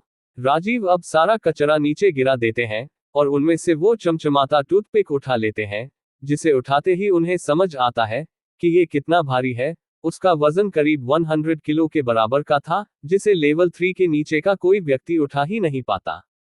वो उसमें से निकल रहे हाई लेवल की एनर्जी को महसूस कर पा रहे थे। वो हैरानी से कहते हैं, ये कितना भारी और कितना शक्तिशाली है। सच में सीनियर का टूथपिक भी एक पावरफुल हथियार है, इसकी मात्रा एक अटैक से ही इस पूरे पहाड़ में होल हो सकता है। ये सुनकर तो वामिका अपने मुंह हैरानी भरा बना लेती है। वो कहती है, सच में सीनियर के खजाने तो बहुत ही डरावने और पावरफुल है। राजीव कहते हैं, मैंने तो सोचा था कि मैं सेक्ट वापस लौटकर शांति से सिर्फ लीडर का पद छोड़कर एकांत में चला जाऊंगा, लेकिन अब लगता है कि ऐसा नहीं होने वाला है। सीनियर चाहते हैं कि मैं ये टूथपिक लेकर अपने सेक्ट को संभालूं और उसे नई ऊंचाइयों पर ले जाऊं। वामिका अजीब सा चेहरा बनाकर धीरे से कहती है, आप ये क्यों नहीं कहते कि आप सेक्ट लीडर का पद छोड़ना ही नहीं चाहते, इसमें सीनियर को क्यों घसीट रहे हैं? वामिका का कहना सही था। राजीव ने कई बार कहा था कि वो सेक्ट लीडर का पद छोड़ना चाहता है, लेकिन आज तक छोड़ा नहीं। तभी वामिका एक थैली ओपन करती है, उसमें से एक सुगंध उनके आसपास घूमने लगती है, जिसके कि दोनों के मुंह में पानी आ जाता है। दरअसल अक्षत ने ये वामिका को खाने के लिए दिया था। इसमें उसने इस दुनिया की एक डिश तैयार की थी, वह भी अपने मसाले के साथ, जिसकी वजह से इसमें एक अलग ही खुशबू आ रही थी। अक्षत जब यहाँ आया था तो उसे अपने यहाँ की भारतीय मसाले की बड़ी याद आती थी।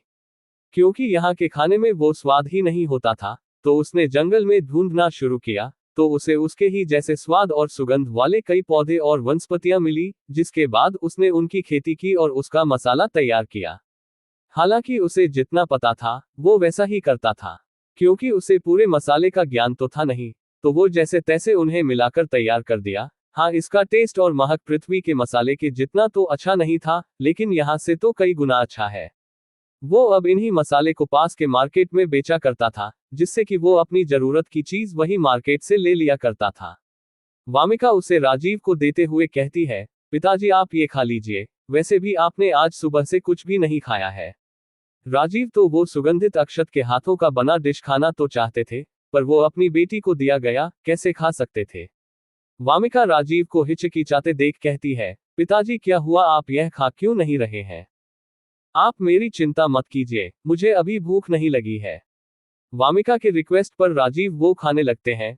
उसका जैसे ही एक बाइट उनके मुंह में गया तो उनके मुंह से निकल ही गया, वाह क्या टेस्ट है, ऐसा डिश तो मैंने आज तक नहीं खाया था। वो अब उसे जल्दी जल्दी खाने लगते हैं। जैसे ही वो खाकर खत्म करते हैं वैसे ही उनके शरीर में एनर्जी की तूफान आ जाती है जो उन्हें ऊपर धकेल रही थी। मतलब ये था कि वह एनर्जी की तूफान इतनी बड़ी थी कि वो राजीव को अगली लेवल पर धकेल रही थी।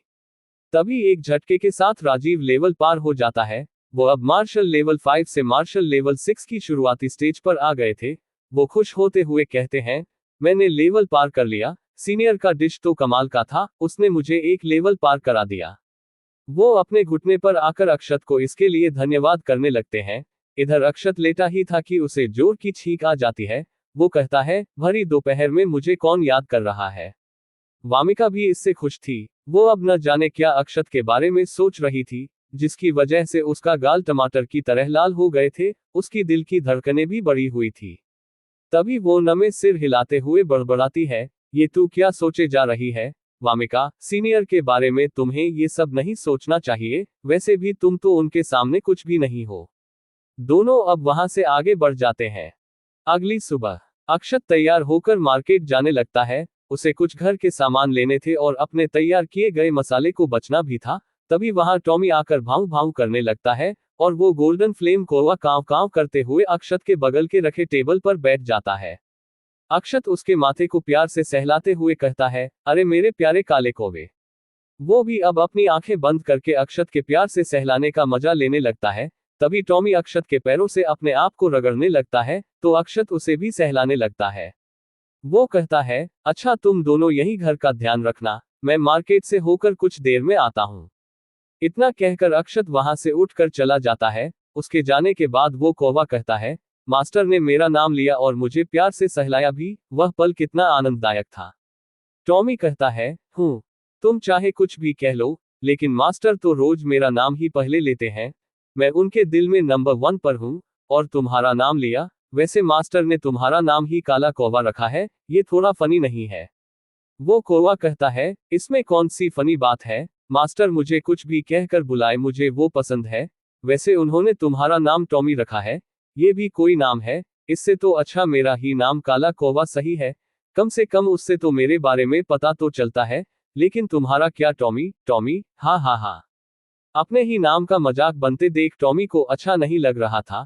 टॉमी अपना एनर्जी का प्रेशर काले कौवे पर डालने लगता है तो कौवा कहता है, अरे ये तुम क्या कर रहे हो, जानते हो न कि मैं भी तुम्हारे बराबर की ही लेवल पर हूं, तो ये सब करना बेकार है।